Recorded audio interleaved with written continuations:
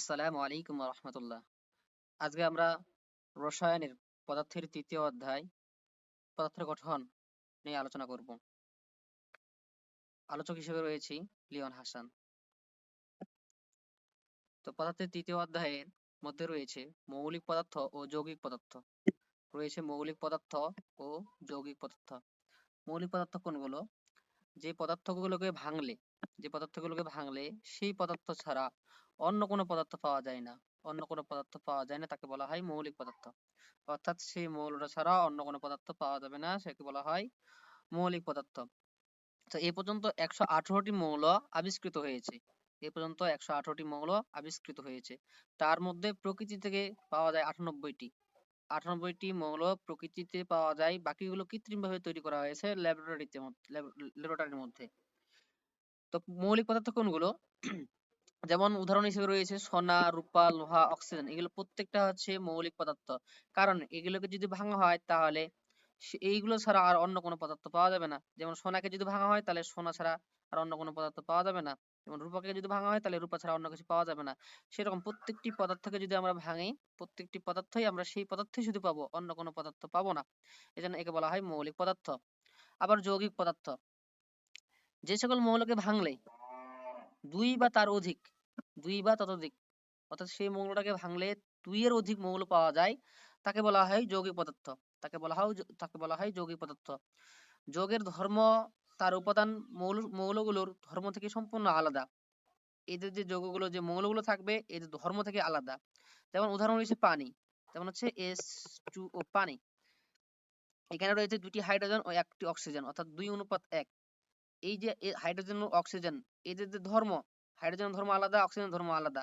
Hydrogen একটা gas, oxygen একটা gas, কিন্তু যখন দুজনে একটা যৌগ গঠন করে তখন তাদের ধর্ম হয়ে গেল আলাদা। পানি একটা তরল পদার্থ, এটাই বলছে যে তাদের তাদের সম্পূর্ণ ধর্ম আলাদা হয়ে যায়। এটা বলা হয় যৌগিক পদার্থ। তারপর হচ্ছে অণু ও পরমাণু। অণু কি, পরমাণু কি? প্রথমত পরমাণু। পরমাণু কি? মৌলিক পদার্থের ক্ষুদ্রতম কণিকা। একটি মৌলিক পদার্থ, অর্থাৎ 118টি মৌল রয়েছে, তার মধ্যে যে মৌলিক ক্ষুদ্রতম কণিকা রয়েছে তাকে বলা হয় পরমাণু বলা হয়। অর্থাৎ যতগুলো মৌল রয়েছে, যেমন মৌল মৌল রয়েছে হাইড্রোজেন, তারপর রয়েছে হিলিয়াম, তারপর লিথিয়াম, এরকম করে যতগুলো মৌল রয়েছে, অর্থাৎ 118টি মৌল রয়েছে। প্রত্যেকটি মৌল, প্রত্যেকটি হচ্ছে পরমাণু বলা হয়। এগুলো প্রত্যেকটাকে বলা হয় পরমাণু। আর অণু, অণু কি? যখন দুই বা তার অধিক, দুই বা ততোধিক পরমাণু রাসায়নিক বন্ধনের মাধ্যমে যুক্ত হয়ে অণু গঠন করে, তখন তাকে বলা হয় অণু।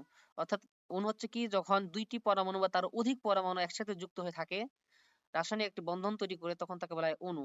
সেরকম উদাহরণ হিসেবে যেমন হচ্ছে যে হাইড্রোজেন। হাইড্রোজেন দুইটা দুইটা হাইড্রোজেন মিলে একটা যৌগ গঠন করছে, যেটাকে বলা হয় হাইড্রোজেন। তো এটা বলা হয় অণু, কারণ এখানে দুইটা হাইড্রোজেন রয়েছে। যখন দুইটা থাকবে তখন তাকে বলা হয় অণু। আবার এর ভিন্ন ভিন্ন হতে পারে, ভিন্ন ভিন্ন হতে পারে। যেমন হাইড্রোজেন দুইটা আর অক্সিজেন একটা। তো দুইটা হাইড্রোজেন একটা অক্সিজেন মিলে একটা যৌগ গঠন করলো, যেটা হচ্ছে পানি। একে বলা হয় অণু। তো এই যে অণু মানে অর্থাৎ দুইয়ের অধিক পরমাণু যখন একত্রে থাকবে, একটি রাসায়নিক বন্ধন গঠন করবে, তখন তাকে বলা হয় অণু। অণু আবার দুই প্রকার, একটা হচ্ছে মৌলের অণু আর একটা হচ্ছে যৌগের অণু। দুই প্রকার, একটা মৌলের অণু আর একটা হচ্ছে যৌগের অণু। এখন মৌলের অণু কোনটা? যখন একই মৌল থাকে, যখন একটি যৌগের মধ্যে একই মৌল থাকে, তখন তাকে বলা হয় মৌলের অণু। যেমন এখানে হাইড্রোজেন দুইটা, এখানে হাইড্রোজেন দুইটা, এখানে দুইটা হাইড্রোজেন রয়েছে, অন্য কোনো মৌল নেই। যেমন হচ্ছে অক্সিজেন, যেমন অক্সিজেন এখানে দুইটাই রয়েছে, অক্সিজেন দুইটা, এটা হচ্ছে মৌলের অণু। আবার যেমন ওজোন, ওজোন যে গ্যাস রয়েছে O3, এখানে তিনটাই অক্সিজেন।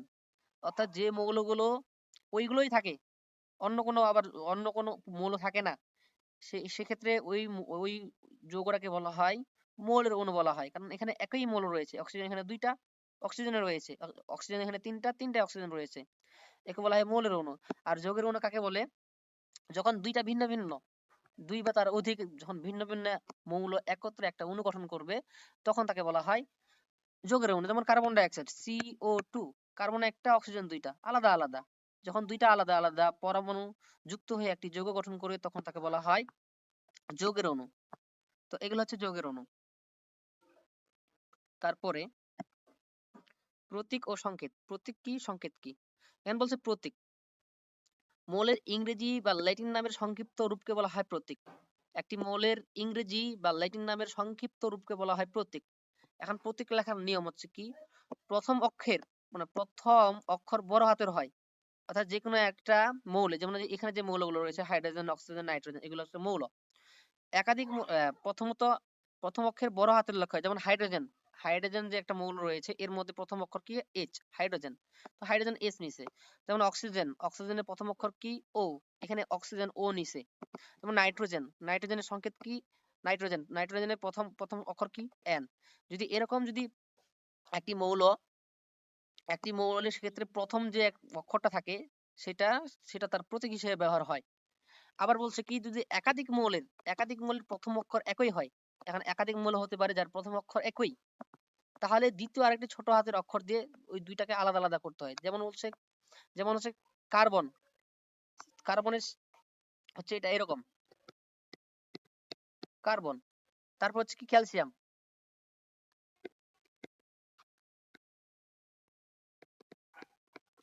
ক্যালসিয়াম।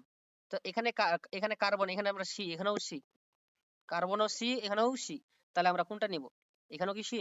না, কার্বনে এখানে সি ধরছি, তাহলে ক্যালসিয়ামের সি ধরবো, তারপর যে কোনো একটা তারপর যে কোনো একটা আমরা নিব। যেমন এখানে সি এ ধরছে। তো এইটাই হচ্ছে আলাদা আলাদা, যখন দুইটা মৌলের বা একাধিক মৌল যখন প্রথম অক্ষর একই হয়ে যায়, তাহলে তাদেরকে আমরা আলাদা আলাদা ধরবো। যেমন ক্লোরিন, যেমন ক্লোরিনের আছে, ক্লোরিন যেটা আছে এখানে, এখানে সি, এখানেও সি, তাহলে ক্লোরিন। এখানে আমরা সি এ ধরলাম, তাহলে এখানে কি ধরতে পারি? এখানে আমরা সিএল ধরতে পারি, এখানে সিএল ধরতে পারি। তো এই জন্য এইভাবে আমাদের সাধারণত সংকেত লিখতে হয়, প্রতীক লিখতে হয়। আবার কিছু কিছু রয়েছে, মৌল রয়েছে যেগুলো আবার ল্যাটিন শব্দ থেকে নেওয়া হয়েছে, যেমন সোডিয়াম, কপার, পটাশিয়াম, এগুলো আবার কোথা থেকে নেওয়া হয়েছে? তোমার ল্যাটিন শব্দ থেকে নেওয়া হয়েছে। কারণ সোডিয়াম, এখানে আমাদের এস থাকতো, তো S O D I U M, তাহলে এখানে এস থাকতো, এস না থাকে আবার এন এ থাকে গেলো, তার কেমনে হলো এটা? যে এইগুলোর নাম আবার নেওয়া হয়েছে, এই প্রত্যেকটা যেগুলো আছে প্রত্যেকটা নেওয়া হয়েছে আমাদের, এটা এটা নেওয়া আছে আমাদের ল্যাটিন শব্দ থেকে। ল্যাটিন শব্দ সোডিয়াম, সোডিয়ামের ল্যাটিন শব্দ হচ্ছে নাট্রিয়াম, এখানে নিচে নেট্রিয়ামে এন এ নিচে। আবার কাপরাম, কপার হচ্ছে কাপরাম, এখানে সিউ নিচে। যেমন পটাশিয়াম, এর ল্যাটিন নাম হচ্ছে ক্যালিয়াম, এখানে কে নিচে। যেমন হচ্ছে সিলভারের ল্যাটিন নাম হচ্ছে আর্জেন্টাম, তো এখানে এ জি নিচে। তো এইভাবে প্রত্যেকটি যে মৌল, এই মৌলগুলো আমাদের মুখস্থ থাকতে হবে, এখান থেকে এমসিকিউ আকারে আসে। আবার সংকেত, সংকেত কি, অর্থাৎ একটি যৌগে কিভাবে আসে সেটাতে লেখার একটা রাসায়নিক যে রূপ, সেটা বলা হয় সংকেত। একটি মৌল কিভাবে রয়েছে এবং কতটুকু রয়েছে, সেগুলো সেগুলো রাসায়নিক যে লেখার রূপটা, সেটা বলা হয় সংকেত। যেমন একটা মৌল, এখানে বলছে অণু সংক্ষিপ্ত রূপ বা মৌলের চিহ্ন প্রথমে লিখতে হবে, তারপর পরমাণু সংখ্যা দিয়ে প্রকাশ করতে হবে। যেমন বলছে অ্যামোনিয়া, অ্যামোনিয়াতে কি কি রয়েছে? অ্যামোনিয়াতে রয়েছে কার্বন এবং হাইড্রোজেন রয়েছে। এখন কার্বন এবং হাইড্রোজেন কতগুলো রয়েছে? যেমন অ্যামোনিয়া, কার্বন হচ্ছে একটা, হাইড্রোজেন রয়েছে তিনটা। এই যে লেখার এই যে অ্যামোনিয়া, এই যে সংকেত, এটা বলা হয় সংকেত। যেমন সালফিউরিক অ্যাসিড, সালফিউরিক অ্যাসিড কি কি নিয়ে গঠিত? সালফিউরিক অ্যাসিড হাইড্রোজেন, সালফার আর অক্সিজেন নিয়ে গঠিত। এখন এগুলো লিখলাম আমরা, তার প্রতীকগুলো লিখলাম এবং কতগুলো রয়েছে পরমাণু, এগুলো এখন লিখতে হবে। যেমন হাইড্রোজেন দুইটা, অক্সিজেন চারটা। এই যে লেখার যে রূপটা, একে বলা হয় সংকেত, একে বলা হয় সংকেত। তারপরে আমাদের বলছে পরমাণুর ভিতরে কণা, একটি পরমাণুর ভিতরে কি কি রয়েছে, একটি পরমাণুর ভিতরে কি কি রয়েছে। একটি পরমাণুর ভিতরে তিনটি কণিকা থাকে। একটি পরমাণুর মধ্যে মূলত তিনটি কণিকা থাকে। তিনটি কণিকার মধ্যে একটা হচ্ছে প্রোটন, একটা হচ্ছে ইলেকট্রন, আর একটা হচ্ছে নিউট্রন। এই তিনটা তিনটা কণা থাকে, একটা প্রোটন, ইলেকট্রন, নিউট্রন। প্রোটন থাকে, ইলেকট্রন থাকে, নিউট্রন থাকে, এই ওই কণাগুলো থাকে। তো ইলেকট্রন, ইলেকট্রন যে রয়েছে এই তিনটি কণিকার মধ্যে, প্রতীক ইলেকট্রন, ইলেকট্রনকে ই দ্বারা প্রকাশ করা হয়, প্রোটনকে পি দ্বারা প্রকাশ করা হয়, নিউট্রনকে এন দ্বারা প্রকাশ করা হয়। এই প্রত্যেকটির আধান রয়েছে, ইলেকট্রন, প্রোটন, নিউট্রন, শুধু নিউট্রন বাদ দিয়ে। তো এইগুলোতে আধানগুলো, এগুলো মুখস্থ রাখতে হবে। যেমন হচ্ছে ইলেকট্রনের আধান হচ্ছে -1.60 × 10⁻19 কুলম্ব। আবার হচ্ছে প্রোটনের হচ্ছে 1 + 1.60 × 10⁻19 কুলম্ব। আর এর ভরগুলো, যেমন প্রকৃত ভর কত, ইলেকট্রন প্রকৃত ভর হচ্ছে 9.11 × 10⁻28 গ্রাম। আবার প্রোটনের হচ্ছে 1.673 × 10⁻24 গ্রাম। আর এটা রয়েছে কি 1.675 × 10⁻24 গ্রাম। তো এগুলো হচ্ছে প্রকৃত ভর। আমাদের আধানগুলো, প্রকৃত ভরগুলো, আপেক্ষিক আধানগুলো মনে রাখতে হবে। আপেক্ষিক ভরগুলো মনে রাখতে হবে, এগুলো এমসিকিউ আকারে আছে। তো আপেক্ষিক আদান যেমন ইলেকট্রন আপেক্ষিক আদান প্লাস ওয়ান -1, প্রোটন হচ্ছে +1, আর নিউটনের যেহেতু প্রকৃত আধান নেই তাহলে তার আপেক্ষিক আধানও থাকবে না। আর নিউটনের ইলেকট্রনের আপেক্ষিক ভর হচ্ছে 0, একে অনেক নগণ্য ধরা হয়। আবার প্রোটন হচ্ছে 1 আর নিউটন হচ্ছে 1 ধরা হয় আপেক্ষিক আধান, যেহেতু এদের ভর রয়েছে। আচ্ছা, পারমাণবিক সংখ্যা ও ভর সংখ্যা। পারমাণবিক সংখ্যা কি, ভর সংখ্যা কি? কারণ প্রথমত এই পারমাণবিক সংখ্যা ও ভর সংখ্যা এগুলো জানার জন্য আমাদের 1 থেকে 30টি মৌল 1 থেকে 30টি মৌল মুখস্থ রাখতে হবে। 30টি মৌল 1 থেকে 30টি মৌল যদি মুখস্থ না থাকে তাহলে আমরা এই ক্ষেত্রে এগুলো আমরা পারবো না। পারমাণবিক সংখ্যা, ভর সংখ্যা এগুলো মুখস্থ রাখতে হবে 1 থেকে 30টি মৌল। তো এখানে আমাদের বইয়ে এটা রয়েছে যে 1 থেকে 30টি মৌল, এই যে আমি যে স্লাইডে যেগুলো নিয়ে আসছি এই 30টি মৌল আমাদের পারমাণবিক সংখ্যা, ভর সংখ্যা এগুলো মুখস্থ রাখতে হবে। তো এই যে একটা মৌল রয়েছে যেমন হাইড্রোজেন, এখানে আমাদের রয়েছে হাইড্রোজেন, এটা হচ্ছে তার পারমাণবিক সংখ্যা, এটা হচ্ছে তার ভর সংখ্যা। আর হিলিয়াম, এটা হচ্ছে তার পারমাণবিক সংখ্যা, এটা হচ্ছে তার ভর সংখ্যা। এগুলো মুখস্থ রাখতে হবে। তো পারমাণবিক সংখ্যা, ভর সংখ্যা। তো একটি মৌলকে কিভাবে প্রকাশ করা হয়, যেমন হচ্ছে হাইড্রোজেন, এর পারমাণবিক সংখ্যা 1, তাহলে এর ভর সংখ্যা হচ্ছে 1। যেমন রয়েছে আমাদের হিলিয়াম, হিলিয়ামের পারমাণবিক সংখ্যা হচ্ছে 2, তাহলে ভর সংখ্যা হচ্ছে 4। এইভাবে তাকে প্রকাশ করতে হয়। তারপর হচ্ছে লিথিয়াম, লিথিয়ামের পারমাণবিক সংখ্যা হচ্ছে 3, এর ভর সংখ্যা 7। এই যে লেখার এই যে লেখার সিস্টেমটা, এটা বলা হয় প্রথম এই তো একটি মৌলের বাম দিকের নিচেরটাকে বলা হয় পারমাণবিক সংখ্যা, আর উপরেরটাকে বলা হয় ভর সংখ্যা। আর নিউটন সংখ্যা কি, এটা থেকে এটা বিয়োগ করলে, অর্থাৎ ভর সংখ্যা থেকে প্রোটন সংখ্যা বা পারমাণবিক সংখ্যা বিয়োগ করলে যেটা পাওয়া যায় তাকে বলা হয় নিউটন সংখ্যা। তো এই যে এই 30টা মৌল রয়েছে, এই 30টা মৌল আমাদের মুখস্থ থাকতে হবে। 30টা মৌলের পারমাণবিক সংখ্যা, ভর সংখ্যা এগুলো মুখস্থ রাখতে হবে, নাহলে আমরা এগুলো পারবো না। তো এক্ষেত্রে একটা একটা শর্টকাটে কিছু মনে রাখা যায়, যেরকম হচ্ছে এখানে 20 পর্যন্ত যে রয়েছে, 20 পর্যন্ত যে মৌলগুলো রয়েছে, 1 থেকে 20 পর্যন্ত মৌলের ক্ষেত্রে সাধারণত,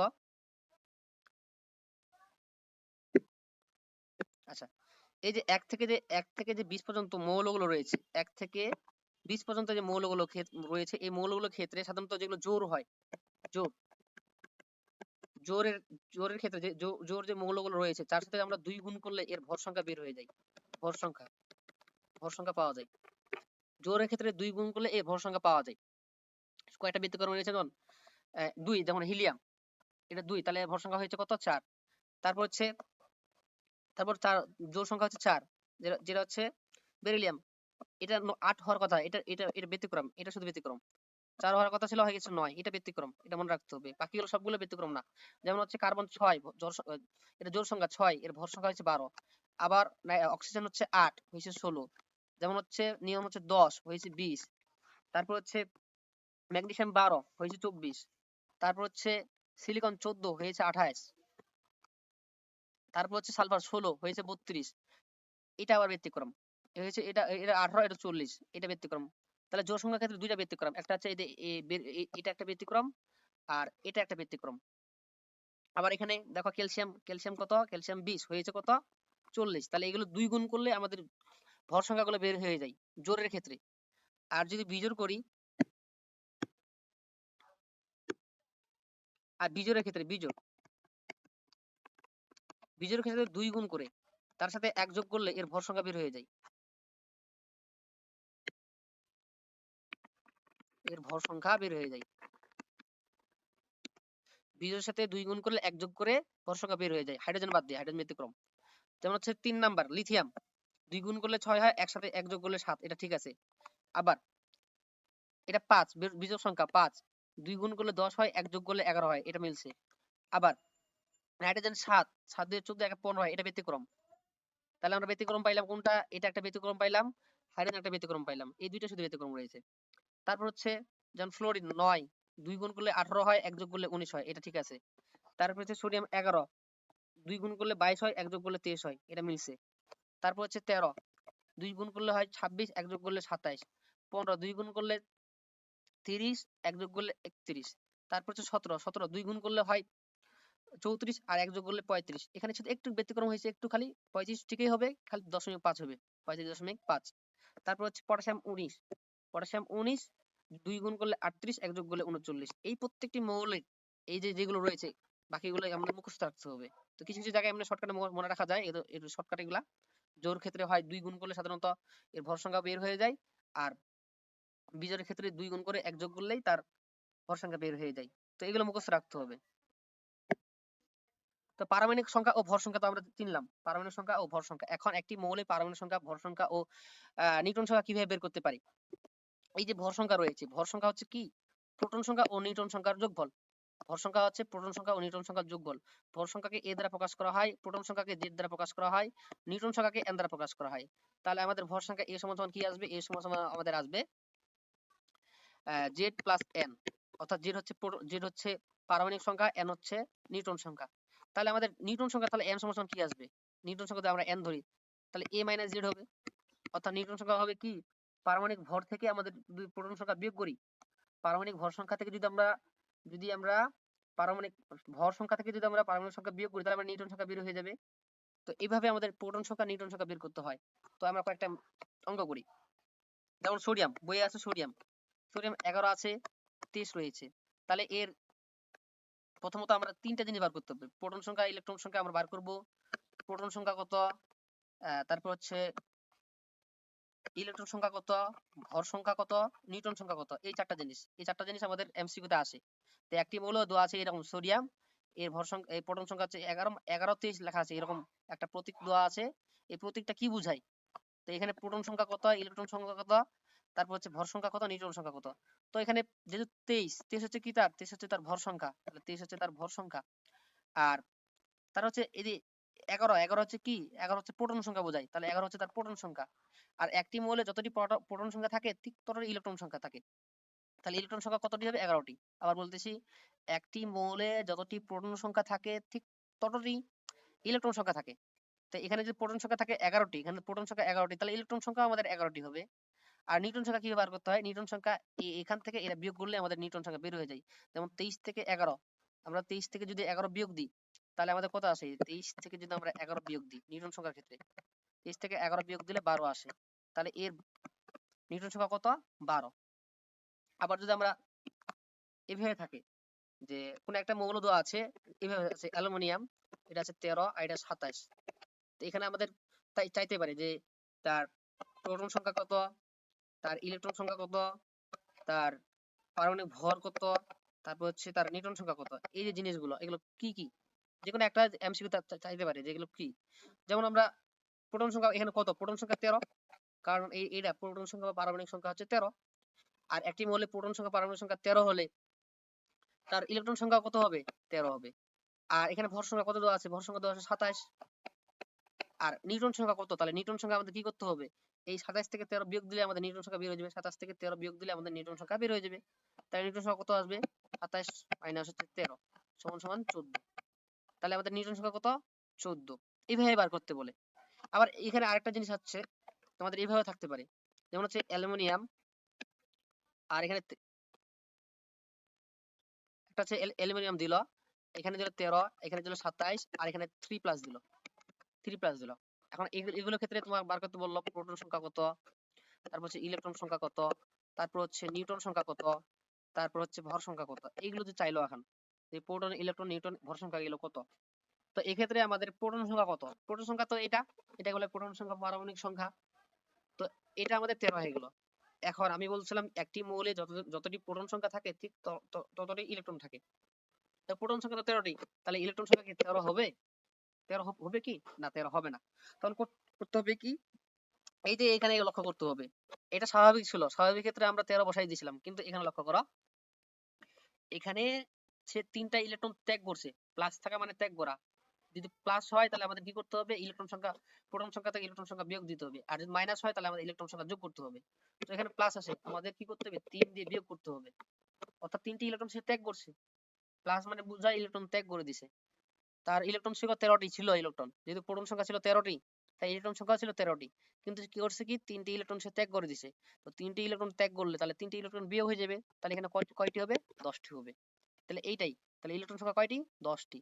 এভাবে যদি কোথাও প্লাস থাকে তাহলে আমরা এখানে বিয়োগ দিয়ে হিসাব করবো। প্লাস মানে হচ্ছে ইলেকট্রন ত্যাগ করে দিছে, তাহলে ওইগুলো বাদ দিয়ে হিসাব করতে হবে। প্রোটন সংখ্যা থেকে বাদ দিয়ে হিসাব করতে হবে। আর নিউটন সংখ্যা কত? নিউটন সংখ্যা 27 থেকে এটা বিয়োগ দিতে হবে। তাহলে 27 থেকে যদি আমরা 13 বিয়োগ দিই তাহলে কত আসে? 14 আসবে। এগুলো পরিবর্তন হবে না, শুধু ইলেকট্রন সংখ্যা পরিবর্তন হবে, আর ভর সংখ্যা তো সাথে থাকবে। এগুলো পরিবর্তন না, শুধু পরিবর্তন কোথায় হচ্ছে, ইলেকট্রন সংখ্যা ক্ষেত্রে পরিবর্তন হচ্ছে। আবার যদি এরকম থাকে যে সোডিয়াম প্লাস, সোডিয়াম প্লাস এর ইলেকট্রন সংখ্যা কয়টি, এখানে প্রশ্ন করতে পারে যে ইলেকট্রন সংখ্যা কয়টি, প্রোটন সংখ্যা কয়টি, নিউট্রন সংখ্যা কয়টি। তোমার প্রোটন সংখ্যা পরিবর্তন হবে না, নিউট্রন সংখ্যা পরিবর্তন হবে না, তারপর হচ্ছে ভর সংখ্যা পরিবর্তন হবে না, যদি প্লাস মাইনাস হয় শুধু ইলেকট্রন সংখ্যা পরিবর্তন হবে। তো সোডিয়াম, সোডিয়াম আমরা জানি কত 11, আর এর ভর সংখ্যা কত 23। তাহলে ভর সংখ্যা, তাহলে প্রোটন সংখ্যা কত হবে, তাহলে আমাদের প্রোটন সংখ্যা 11ই হবে, আর নিউট্রন সংখ্যা কত, এটা থেকে এটা বিয়োগ করলে চলে আসবে। তাহলে 23 থেকে 11 বিয়োগ করলে কত আসে আমাদের, আসে 12। তাহলে ইলেকট্রন সংখ্যা কত, কিন্তু ইলেকট্রন সংখ্যা করছে কি একটা যোগ, এক আছে যোগ, মানে একটা ইলেকট্রন ত্যাগ করে দিছে। তো একটা ইলেকট্রন ত্যাগ করা মানে কি বিয়োগ হয়ে যাবে। তাহলে 11 থেকে যদি একটা বিয়োগ করি, 11 থেকে একটা বিয়োগ করলে কত আসে, 10 আসে। এই যে এখান থেকে একটা বিয়োগ দিয়ে দিতে হবে, তার প্রোটন সংখ্যাতে একটা বিয়োগ করলে তার ইলেকট্রন সংখ্যা বের হয়ে যায়, তাহলে এখানে 10টি হবে। এইভাবে বার করতে হবে যে কোনো একটা মৌলের। আশা করি বুঝতে পারছো। আচ্ছা, এখন পরের কয়েকটা অঙ্ক করি আমরা। আচ্ছা, আমরা এখন যা যা পড়লাম এখান থেকে কিছু আমরা এমসিকিউ প্র্যাকটিস করব। বলছে কোনটি মৌলিক পদার্থ, আমরা প্রথমে বললাম যে কোনটি মৌলিক পদার্থ, যে পদার্থগুলো ভাঙলে সেই পদার্থ ছাড়া অন্য কোনো পদার্থ পাওয়া যায় না তাকে বলা হয় মৌলিক পদার্থ। তো বায়ুকে ভাঙলে তো আমরা অনেক পাবো, বায়ুর মধ্যে কি থাকে, অক্সিজেন থাকে, বায়ুর মধ্যে থাকে কার্বন ডাই অক্সাইড, বায়ুর মধ্যে অনেকগুলো পদার্থ থাকে, অনেকগুলো থাকে। তো এগুলো তো আবার মৌলিক পদার্থ না। তো বায়ু হবে না, চুনও হবে না, ব্রোঞ্জ হবে না, কিন্তু সোনা, সোনাকে ভাঙলে সোনাই পাবো, আর অন্য অন্য কিছু পদার্থ পাবো না। তো সোনা হচ্ছে কি মৌলিক পদার্থ। প্রকৃতিতে প্রাপ্ত মৌলের সংখ্যা কত, আমরা এখানে পড়লাম প্রকৃতিতে পাওয়া যায় 98টি। প্রকৃতিতে পাওয়া যায় 98টি মৌলিক, মানে মৌলিক পদার্থ পাওয়া যায় 98টি, বাকিগুলো কৃত্রিম ভাবে তৈরি করা হয়েছে। তারপর হচ্ছে মৌলিক পদার্থের ক্ষুদ্রতম কণিকা কি, মৌলিক পদার্থের ক্ষুদ্রতম কণিকাকে বলা হয় পরমাণু। মৌলিক পদার্থের ক্ষুদ্রতম কণিকাকে বলা হয় পরমাণু। অ্যালুমিনিয়াম নাইট্রেট, এখন এই যে প্রশ্নগুলো আছে, এই প্রশ্নগুলো বোর্ড পরীক্ষা খুবই বেশি আসছে, খুবই, এগুলো খুবই আসে, তোমাদের সামনেও আসতে পারে এগুলা। তো অ্যালুমিনিয়াম নাইট্রেট যে রয়েছে, বলছে একটি অণুতে কতটি পরমাণু রয়েছে, এই পরমাণু জিজ্ঞাসা করি, কতটি পরমাণু রয়েছে, কতটি পরমাণু বিদ্যমান, এই যে পরমাণু সংখ্যা কয়টি। এইভাবে তোমাদের প্রশ্ন অনেকগুলো আসে, অনেকভাবে আসে যে পরমাণু সংখ্যা বের করতে হয়। এই পরমাণু সংখ্যা বের করতে হলে প্রথমত করতে হবে কি, আমাদের আগে যৌগটা লিখতে হবে, যৌগ লিখতে শিখতে হবে। তো এটা করার আগে আমি তোমাদের কিছু বার করে শেখাই তোমাদের আগে, কিভাবে একটা যৌগ লিখতে হয়, একটি যৌগ কিভাবে লিখতে হয় তা আগে শিখি আমরা। তো এই যে কিছু তো আমাদের পঞ্চম অধ্যায়ে এই একটা ছক রয়েছে, এই ছকটা আমাদের মুখস্থ করতে হবে, তাদের সংকেত এবং তাদের যোজনী, তাদের সংকেত এবং যোজনী মুখস্থ রাখতে হবে। যেমন অ্যামোনিয়াম সংকেত হচ্ছে NH4 প্লাস, অ্যামোনিয়ামের যোজনী হচ্ছে NH4 প্লাস। যেমন কার্বনের সংকেত হচ্ছে CO3 ইনভার্স 2, CO3 ইনভার্স 2। আর উপরে যে ইটা থাকে, তার তার যে তার যে পাওয়ারটা থাকে সেটাই তার যোজনী হিসেবে প্রকাশ করে। যেমন এখানে মাইনাস একটা রয়েছে, তার যোজনী 1, যেমন -2 আছে যোজনী 2, এখানে মাইনাস একটা আছে যোজনী 1। মাইনাস থাক প্লাস থাক, আধানের ক্ষেত্রে শুধু যোগ হিসাব হবে, কিন্তু যোজনী একটাই হয়। যেমন একটা মাইনাস, এখানে 1, যেমন এখানে প্লাস আছে একটা, এজন্য যোজনী 1। তো এই যে যোজনীগুলো রয়েছে, যোজনী এবং তার সংকেতটা আমাদের মনে রাখতে হবে। বিশেষ করে আছে কোনগুলো, অ্যামোনিয়াম কার্বনেট, সালফেট, তারপর হচ্ছে তোমার নাইট্রেট, ফসফেট, হাইড্রোক্সাইড, ফসফোনিয়াম, এই যৌগগুলো খুবই বেশি আসে। এই যৌগগুলো আমাদের কি করতে হবে, সংকেতগুলো মুখস্থ রাখতে হবে। এই মুখস্থ না পারলে আমরা কোনো সংকেত লিখতে পারবো না, বিভিন্ন সংকেত লিখতে গেলে আমাদের অসুবিধায় পড়ে যায়। যে কোনো জায়গায় বলে কি যে অ্যালুমিনিয়াম সালফেট লেখো, অ্যালুমিনিয়াম সালফেট, এখন এটা আমরা সংকেতে লিখতে পারি না, অ্যালুমিনিয়াম নাইট্রেট লেখো, তারপর হচ্ছে বলছে কি ফসফোনিয়াম সালফেট লেখো, তারপর হচ্ছে সোডিয়াম কার্বনেট লেখো। এই যে সংকেতগুলো লিখতে বলে আমরা কোনো লিখতে পারি না, কারণটা হচ্ছে কি, এই যে আমরা এই যে সংকেতগুলো জানি না। আমাদের এই যে এখানে যে সংকেতগুলো আছে, এই সংকেতগুলো আমাদের মুখস্থ করতে হবে। এই মুখস্থ করতে পারলেই আমরা, এই সংকেতগুলো সহজ আমরা মুখস্থ করতে পারলেই আমরা যে কোনো যৌগ লিখতে আমাদের খুব লিখতে পারবো আমরা।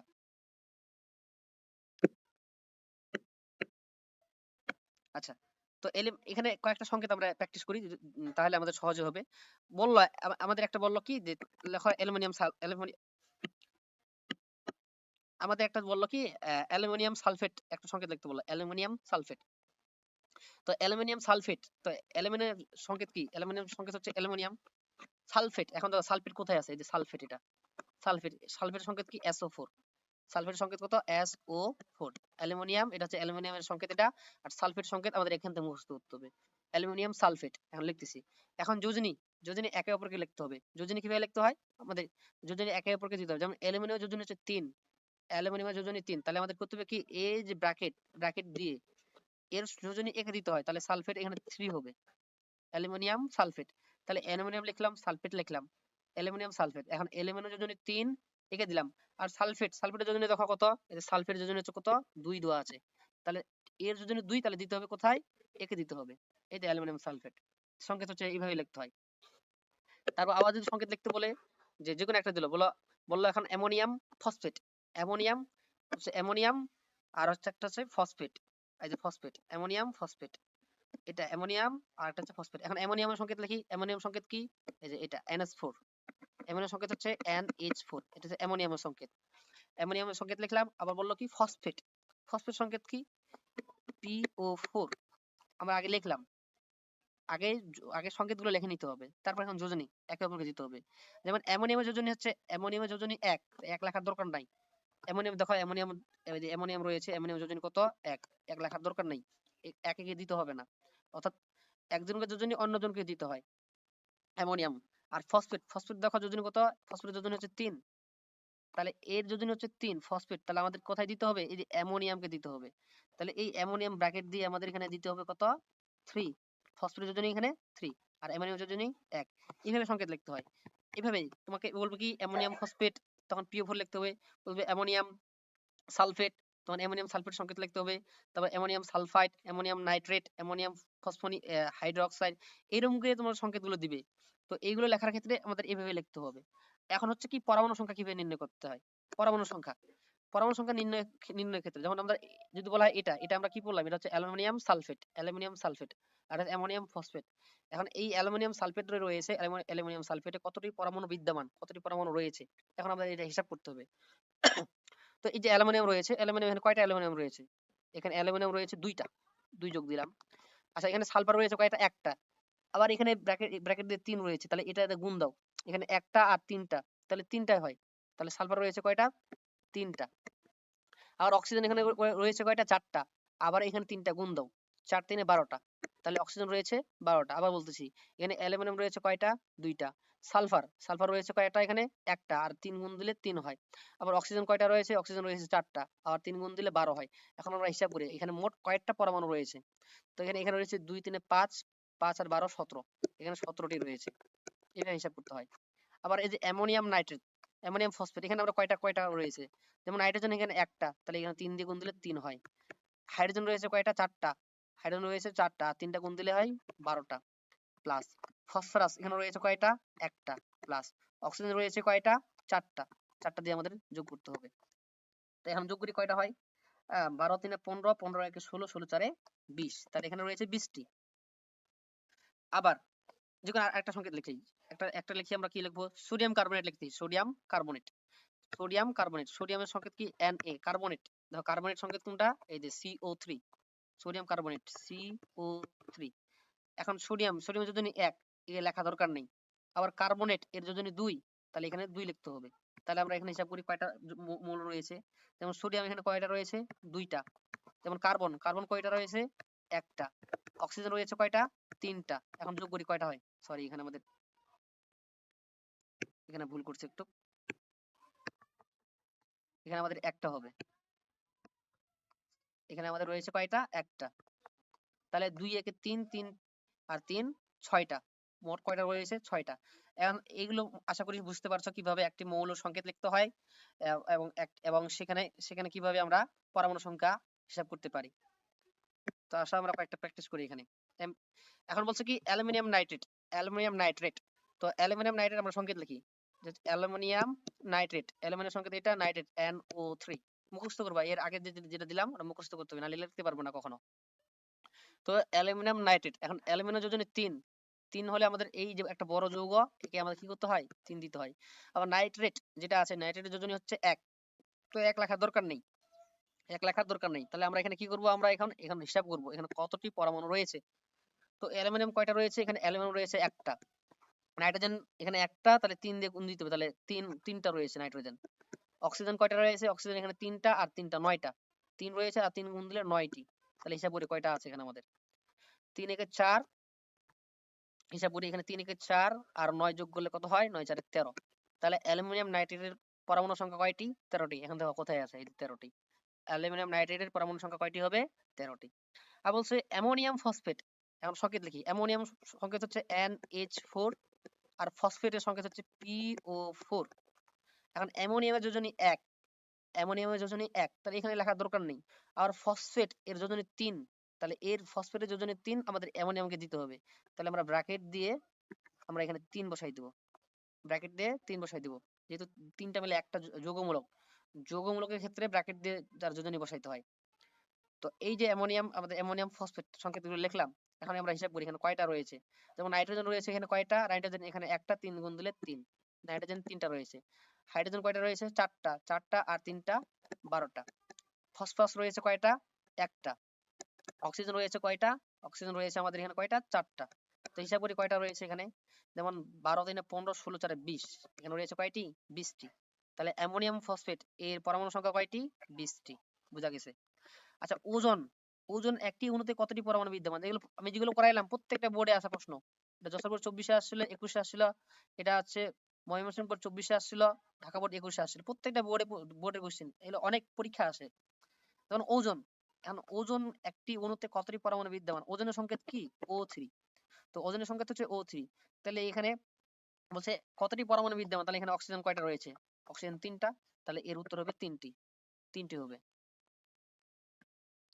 আচ্ছা, বলছে নাইট্রোজেন, নাইট্রোজেন অণুতে কতটি পরমাণু বিদ্যমান? দেখো এগুলো প্রত্যেকটাই বোর্ডে আসছে, যা করাচ্ছি সবগুলোই বোর্ডে আসছে। বলছে নাইট্রোজেন অণুতে কতটি পরমাণু বিদ্যমান। এখন নাইট্রোজেন, নাইট্রোজেনের সংকেত কি? আচ্ছা, এখন নাইট্রোজেন সংকেত হচ্ছে এটা N2। নাইট্রোজেন কয়টি রয়েছে? নাইট্রোজেন দুইটা। নাইট্রোজেন হচ্ছে দুইটা। আচ্ছা, কিছু কিছু মৌলগুলো রয়েছে যেগুলো দ্বি পরমাণু। নাইট্রোজেনকে দ্বি পরমাণু বলা হয়। নাইট্রোজেন বলা দিচ্ছি, কিছু কিছু দ্বি পরমাণু উল্লেখ করে দিচ্ছি। যেমন নাইট্রোজেন, অক্সিজেন, তারপর হচ্ছে ফ্লোরিন, ক্লোরিন। আবার এদিকে হাইড্রোজেন রয়েছে, হাইড্রোজেন, ফ্লোরিন, ক্লোরিন, ব্রোমিন। এই যে এগুলোকে বলা হয়, আরো আরো রয়েছে, তার মধ্যে এগুলো এগুলো বেশি আসে। এগুলোকে বলা হয় কি? দ্বি পরমাণু। এগুলো বলা হয় দ্বি পরমাণু। এখানে দুইটা করে মৌল একসাথে থাকে, এগুলো একাই থাকে না। আমরা যে কোনো জায়গায় দেখবো, যে কোনো জায়গায় আমরা যখন লিখি, যেমন হাইড্রোজেন প্লাস ক্লোরিন এভাবে লিখি আমরা, তারপর HCl এভাবে লিখি। তো এগুলোকে বলা হয় দ্বি পরমাণু। যেমন ক্লোরিন কিন্তু একা, এই যে H2। তো এগুলো আমরা একাই লিখি না। যেমন H2 প্লাস O2, তারপর হচ্ছে কি H2O, এগুলো আমরা এমনি লিখি না। তো এই যে এই যে মৌলগুলো রয়েছে, তার এগুলো বলা হয় দ্বি পরমাণু, অর্থাৎ এগুলো একাই থাকে না, দুইটা পরমাণু একসাথে থাকে। এগুলো বলা হয় দ্বি পরমাণু মৌল বলা হয়।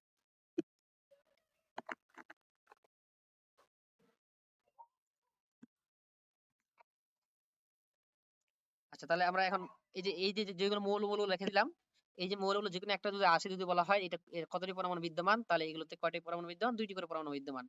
আচ্ছা, ক্যালসিয়াম ফসফেট। এখানে বলছে ক্যালসিয়াম ফসফেট কতটি পরমাণু, পরমাণু সংখ্যা কয়টি? দেখো পরমাণু সংখ্যা অনেকগুলো বোর্ডে আসছে। ক্যালসিয়াম ফসফেট আমরা প্রথমত সংকেত লিখি। ক্যালসিয়াম, ক্যালসিয়ামের সংকেত কি? Ca। আর ফসফেট, ফসফেটের সংকেত কত? PO4। এখন লক্ষ্য করো, ক্যালসিয়াম, ক্যালসিয়ামের যদি 2, তাহলে ফসফেটকে দিতে হবে, ব্র্যাকেট দিয়ে দিই, তাহলে 2 দিলাম। আর ফসফেট PO4, ফসফেটের জন্য 3, আবার ফসফেটের জন্য 3, তাহলে 3 দিলাম। আর লক্ষ্য আবার বলতেছি, দেখবা কোথায়? এই যে আমরা যে আমি যে এখানে দেখাই দিলাম, এই দেখো, এই যে ফসফেট, ফসফেটের জন্য 3, এগুলো মুখস্থ করতে হবে, তার সংকেত এবং তার যোজনী। দেন ফসফেট এগুলো আসতেছে না, ফসফেটের যোজনী 3, তাহলে এর যোজনী হচ্ছে ফসফেট সংকেত PO4, তাহলে এর যোজনী হচ্ছে 3। যেমন নাইট্রেট আসলো, এখনই আসলো নাইট্রেট, নাইট্রেট যোজনী কত? নাইট্রেট যোজনী 1, সংকেত NO3। উপরে এটা সব মনে রাখতে হবে। যেমন সালফেট, সালফাইট, এগুলো আমাদের মনে রাখতে হবে। সালফেট, সালফাইট এগুলো আসে। তো এগুলো আমাদের সংকেত এবং যোজনী সব মনে রাখতে হবে, তাইলেই পারবা, নাহলে পারবা না। তো এই যে ক্যালসিয়াম, ক্যালসিয়াম এটা ফসফেট, ফসফেটের জন্য 3 বসাই দিছি, ক্যালসিয়ামের জন্য 2 এখানে বসাই দিছি। এখন হিসাব করি এখানে কয়টা মৌল রয়েছে। হিসাব করি কয়টা মৌল রয়েছে। যেমন ক্যালসিয়াম এখানে কয়টা রয়েছে? ক্যালসিয়াম রয়েছে 3টি। আর ফসফরাস, ফসফরাস এখানে একটা, এখানে 2, 2 দিয়ে গুণ দিই, তাহলে 2 হবে। অক্সিজেন, অক্সিজেন কয়টা রয়েছে? অক্সিজেন রয়েছে আমাদের এখানে কয়টা? আর ক্যালসিয়াম, ক্যালসিয়াম 3টা ঠিক রাখছি। আহ,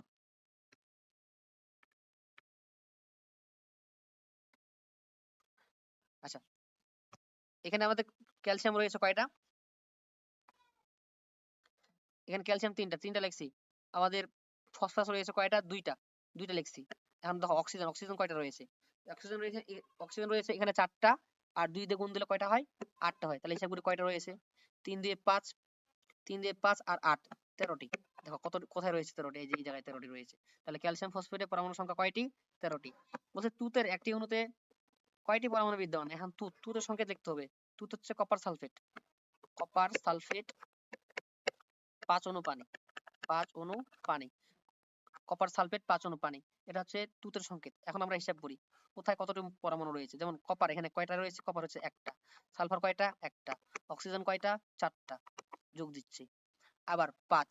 এখন লক্ষ্য করো হাইড্রোজেন কয়টা? এর মধ্যে একটা সংকেত, এই যে 5 অণু পানি, এটা কিন্তু একটা মানে অণুর সাথে যুক্ত আছে। এখন দেখো হাইড্রোজেন কয়টা? এখানে হাইড্রোজেন 2টা, হাইড্রোজেন 2টা, আর 5 দিয়ে গুণ দিলে, হাইড্রোজেন 2টা ছিল, 5 দিয়ে গুণ দিলে 10টি। হাইড্রোজেন কয়টি? 10টি। অক্সিজেন কয়টা? এখানে একটা, 5 দিয়ে গুণ দিলে 5। হিসাব করি কয়টা রয়েছে। আবার বলতেছি, কপার হচ্ছে একটা, সালফার হচ্ছে একটা, অক্সিজেন রয়েছে 4টা, হাইড্রোজেন ছিল এখানে 2টা, 5 দিয়ে গুণ দিলে 10টি হয়, অক্সিজেন রয়েছে এখানে একটা, 5 দিয়ে গুণ দিলে 5 হয়। তাহলে এখানে আমাদের মোট পরমাণু সংখ্যা কয়টি? 1 2 4 6, 6 10 16, 16 5 21, তাহলে 21টি হবে। কপার সালফেট 5 অণু পানি, অর্থাৎ তুতে কতটি পরমাণু বিদ্যমান? 21টি পরমাণু বিদ্যমান। আবার হচ্ছে সোডিয়াম কার্বনেট, কিছুক্ষণ আগে আমি পড়াইলাম সোডিয়াম কার্বনেট। সংকেত লিখি, সোডিয়াম এটা, আর কার্বনেট CO3। এখন সোডিয়ামের যোজনী 1, সোডিয়ামের যোজনী 1, তাহলে এখানে আমার লিখতে দরকার, লেখা দরকার নেই। আবার কার্বনেট, কার্বনের যোজনী 2, তাহলে এখানে 2 লিখতে হবে। তাহলে হিসাব করে কয়টা মোল রয়েছে? সোডিয়াম রয়েছে এখানে, সোডিয়াম এখানে 2টা, কার্বন রয়েছে একটা, আর অক্সিজেন রয়েছে 3টা। হিসাব করি কয়টা? 3 একে 4, 4 2 6, তাহলে 6টি মোল রয়েছে। তাহলে সোডিয়াম কার্বনের কতটি মোল পরমাণু বিদ্যমান? 6টি পরমাণু বিদ্যমান। এইভাবেই করে কি আসে? প্রশ্নগুলো আসে। আচ্ছা, এরপরে আরো প্রশ্ন রয়েছে। এই যে বলছিলাম যে প্রথম আমাদের এই ছকটা আমাদের মুখস্থ রাখতে হবে।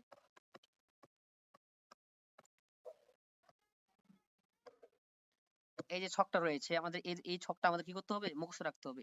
এই যে এখান দিয়ে ছকটা রয়েছে, এই ছকগুলো আমাদের মুখস্থ রাখতে হবে। সোডিয়াম, আমাদের ল্যাটিন নামগুলো, এই ল্যাটিন নাম থেকে আমাদের কি আসে? প্রশ্ন আসে। এখান থেকে আমাদের মুখস্থ রাখতে হবে। তারপর তারপর হচ্ছে আমাদের এই ছকটা মনে রাখতে হবে। এই ছকটা মনে রাখতে হবে কোথায় কি ইলেকট্রন, প্রোটন, নিউট্রনের প্রকৃত আধান কত, প্রকৃত ভর কত, আপেক্ষিক আধান কত, আপেক্ষিক ভর কত, এগুলো থেকে এমসিকিউ আসে।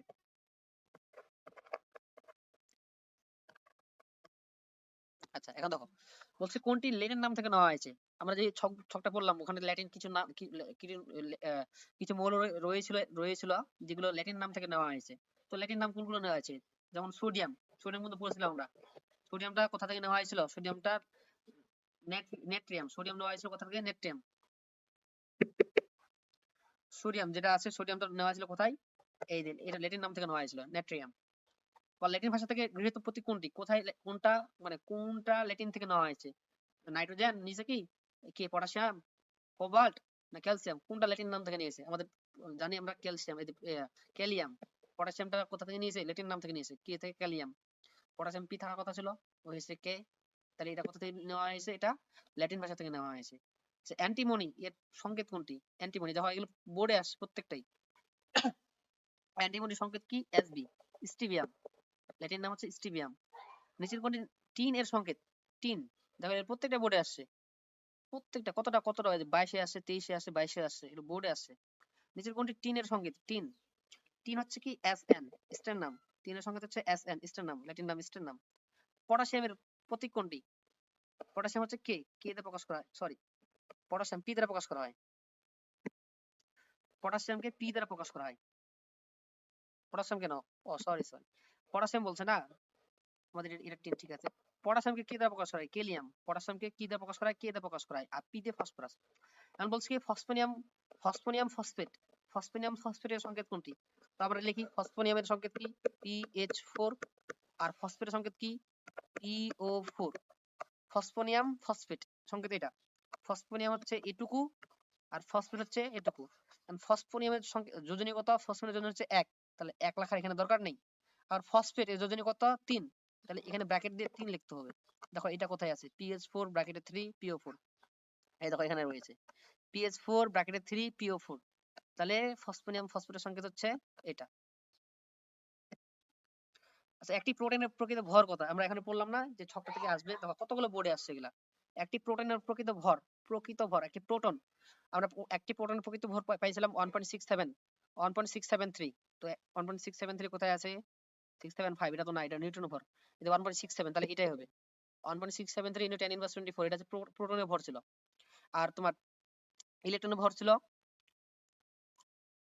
আচ্ছা ঠিক আছে, প্রোটনের ভর এটা। ইলেকট্রন ভর ছিল 9.11 ইন্টু 10 ইনভার্স 28 গ্রাম ছিল। আচ্ছা, একটা ইলেকট্রন প্রকৃত ভর কত? এই যে এটা চলে আসছে। একটা ইলেকট্রন প্রকৃত ভর কত? 9.11 ইন্টু 10 ইনভার্স, না এটা না, এটা হবে না, 24 দিছে, এই দেখো একই দিছে।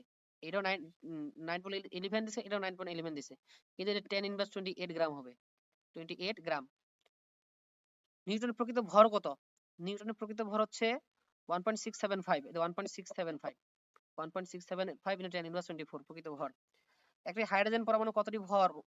একটি হাইড্রোজেন পরমাণুর প্রকৃত ভর কত?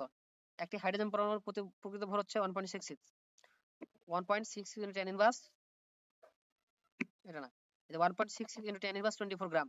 একটি হাইড্রোজেন প্রকৃত ভর, এটা মুখস্থ রাখবা।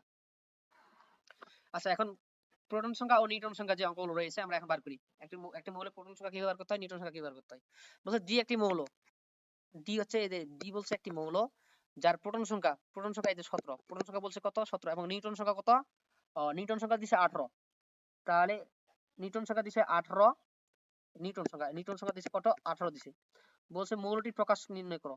তো উপরে কি দেওয়া আছে? উপরে তো ভর সংখ্যা দেওয়া থাকে, উপরে দেওয়া থাকে ভর সংখ্যা। এই জায়গাটা ফাঁকা দিছে, এই জায়গায় কি হবে এটা বার করতে হবে। তো ভর সংখ্যা আমরা জানি কি, এই সমান ছিল পি প্লাস এন, মানে ভর সংখ্যা সমান সমান ছিল প্রোটন সংখ্যা আর নিউট্রন সংখ্যা যোগফল। আমরা জানি নিউট্রন সংখ্যা কি বার করতাম, নিউট্রন সংখ্যা ভর সংখ্যা থেকে প্রোটন সংখ্যা বিয়োগ দিলে আমাদের নিউট্রন সংখ্যা বের হইতো। কিন্তু এখানে কি দিছে? প্রোটন সংখ্যা দিছে আর নিউট্রন সংখ্যা দিছে, তাহলে আমাদের ভর সংখ্যা কত? তাহলে আমাদের প্রোটন সংখ্যা আর নিউট্রন সংখ্যা যোগ করলে আমাদের হয়ে যাবে ভর সংখ্যা। তো প্রোটন সংখ্যা কত দেওয়া আছে? প্রোটন সংখ্যা দেওয়া আছে 17, আর নিউট্রন সংখ্যা দেওয়া আছে কত? 18, 18 দেওয়া আছে, তাহলে যোগ করলে কত হয়? 35। তাহলে আমাদের সংকেতটা কি হবে? ডি সমান সমান আসবে আমাদের 17 আর উপরে হবে 35, 17 এবং 35। তো ডি সমান সমান 17 35 কোথায় আছে? এই যে ডি সমান সমান, এই যে ডি সমান সমান আছে 17 35, তাহলে এটা হবে আমাদের সংকেত। বুঝা গেছে? আমাদের এখানে নিউটন সংখ্যা দিয়েছিল, তো ভর সংখ্যা এখানে যেভাবে লেখা আছে, উপরে লেখা আছে ভর সংখ্যা, নিচে লেখা আছে প্রোটন সংখ্যা। তো প্রোটন সংখ্যা 17 ঠিকই আছে, কিন্তু আমাদের ভর সংখ্যা এখন যোগ করতে, বার করতে হবে। ভর সংখ্যা এটা আর এটা যোগ করলে কিন্তু আমাদের ভর সংখ্যা বের হয়ে যায়। এখন বলছে কোন মৌলের পরমাণুতে নিউটন সংখ্যা নেই? কোন মৌলের পরমাণুতে নিউটন সংখ্যা নেই? যেমন যে হাইড্রোজেন, হাইড্রোজেন ভর সংখ্যা কত? যেমন হাইড্রোজেন, এর ভর, হাইড্রোজেনের প্রোটন সংখ্যা 1, ভর সংখ্যা কত? 1। তা আমরা জানি নিউটন সংখ্যার নিয়ম কি? ভর সংখ্যা থেকে প্রোটন সংখ্যা বিয়োগ দিলে ভর সংখ্যা কত? 1। 1 থেকে যদি আবার 1 বিয়োগ দিই তাহলে কত আসে? 0। ভর সংখ্যা এখানে 1 না, ভর সংখ্যা 1, আবার হচ্ছে প্রোটন সংখ্যা কত? 1। তো 1 থেকে 1 ভাগ দিলে, বিয়োগ দিলে 0 হয়। তো এটা বলছে কোন মৌলের পরমাণুতে নিউটন সংখ্যা নেই। তো আমরা জানি হাইড্রোজেন পরমাণুতে নিউটন সংখ্যা নেই, বাকি প্রত্যেকটাই। হাইড্রোজেন বাদ দিয়ে বাকি যতগুলো 117টি বাকি যে মৌলগুলো রয়েছে প্রত্যেকটা নিউটন সংখ্যা রয়েছে, শুধু হাইড্রোজেনের নেই। হাইড্রোজেন পরমাণুতে কি নেই? নিউটন সংখ্যা নেই। কারণ হচ্ছে প্রোটন সংখ্যাও 1, ভর সংখ্যাও 1, আর 1 থেকে 1 বিয়োগ দিলে 0। এখন বলছে নিউটন সংখ্যা কত? এই যে ক্লোরিন দিছে, ক্লোরিন নিউটন সংখ্যা কত? তাহলে আমাদের নিউটন সংখ্যা মানে বার করার নিয়ম হচ্ছে কি, ভর সংখ্যা থেকে এটা বিয়োগ দিলে হয়ে যাবে। ভর সংখ্যা কত দেওয়া আছে? ভর সংখ্যা দেওয়া আছে 35, 35, আর তোমার পারমাণবিক সংখ্যা কত দেওয়া আছে? 17। তো এটা 35 থেকে 17 বিয়োগ দিলে কত আসে? 35 থেকে 17 বিয়োগ দিলে 18 আসে, 18। 35 থেকে 17 বিয়োগ দিলে কত আসে? 18। তাহলে এর নিউটন সংখ্যা কতটি? 18টি। আচ্ছা, এখানে বলছে কি কোন মৌলের, নিচের কোন মৌলের পরমাণুতে ইলেকট্রন সংখ্যা রয়েছে 10টি? ইলেকট্রন সংখ্যা রয়েছে 10টি এবং আবার নিউটন সংখ্যা রয়েছে 12টি। আমাদের হিসাব করতে হবে কোথায়। যেমন, আচ্ছা এখানে সোডিয়াম দেখো, এখানে সোডিয়াম কতটি রয়েছে? প্রোটন সংখ্যা 10টি, প্রোটন সংখ্যা 11টি রয়েছে। প্রোটন সংখ্যা এখানে কয়টি রয়েছে? 11টি। আর ইলেকট্রন সংখ্যা কয়টি? তাহলে ইলেকট্রন সংখ্যা হিসাব করি। এখানে এই যে এটা আছে সোডিয়াম, এখানে ইলেকট্রন সংখ্যা কয়টি? তো আমরা জানি ইলেকট্রন সংখ্যা কিভাবে বের করতে হয়। সাধারণত প্রোটন সংখ্যা যতটি থাকে, ইলেকট্রন সংখ্যা ততটি থাকে। যে মৌলে প্রোটন সংখ্যা যতটি, ইলেকট্রন সংখ্যাও ততটি। তো প্রোটন সংখ্যা যতটি, ইলেকট্রন সংখ্যাও ততটি। কিন্তু এই যে যদি প্লাস মাইনাস হয়, যদি কোথাও যদি ইলেকট্রন ত্যাগ করে বা গ্রহণ করে, সেক্ষেত্রে ওটা প্লাস মাইনাস, ওটা প্রোটন সংখ্যা থেকে যোগ বিয়োগ করতে হয়। যদি ত্যাগ করে তাহলে আমাদের করতে হয় কি, বিয়োগ করতে হয়। যেমন প্লাস থাকলে আমাদের বিয়োগ করতে হবে। তাহলে 11 থেকে যদি আমরা 1 বিয়োগ দিই, 11 থেকে এখানে প্লাস করছে একটা, 11 থেকে একটা বিয়োগ দিলে কত আসে? 10টি। তাহলে এখানে 10 পাইলাম আমরা। ইলেকট্রন সংখ্যা কয়টা পাইলাম? 10 পাইলাম। আচ্ছা আমরা এখানে লিখি।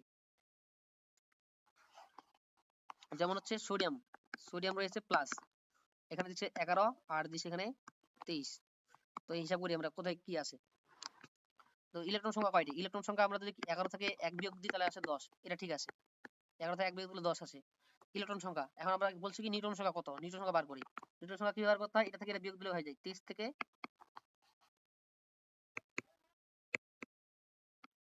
23 থেকে যদি আমরা 11 বিয়োগ দিই, 23 থেকে যদি আমরা 11 বিয়োগ দিই 12 আসে। দেখো দেখি ইলেকট্রন সংখ্যা কত আসলো? 10। নিউট্রন সংখ্যা কত আসলো? 12। তো ইলেকট্রন আর নিউট্রন সংখ্যা সমান না? ওইটা বলছে কোথায় ইলেকট্রন সংখ্যা 10 হবে এবং নিউট্রন সংখ্যা হবে 12। ইলেকট্রন সংখ্যা 10 হয়েছে এখানে আর নিউট্রন সংখ্যা কত হয়েছে? 12। তাহলে এটা অ্যান্সার হবে এটা। অন্যটা দেখো এটা হবে না। তারপর এটা খ নাম্বার রয়েছে। খ নাম্বার এখানে প্রোটন সংখ্যা কত দেওয়া আছে? 11। তাহলে ইলেকট্রন সংখ্যা হবে 11। এটা ঠিক আছে। মানে এটা তো হবে না। ইলেকট্রন এখানে প্রোটন সংখ্যা আবার দেওয়া আছে 11, তাহলে ইলেকট্রন সংখ্যা কত হবে? 11, কিন্তু বলছে ইলেকট্রন সংখ্যা 10 হতে হবে। আবার এখানে লক্ষ্য করো, এই যে এখানে অক্সিজেন রয়েছে, এটা একটু মিশাই।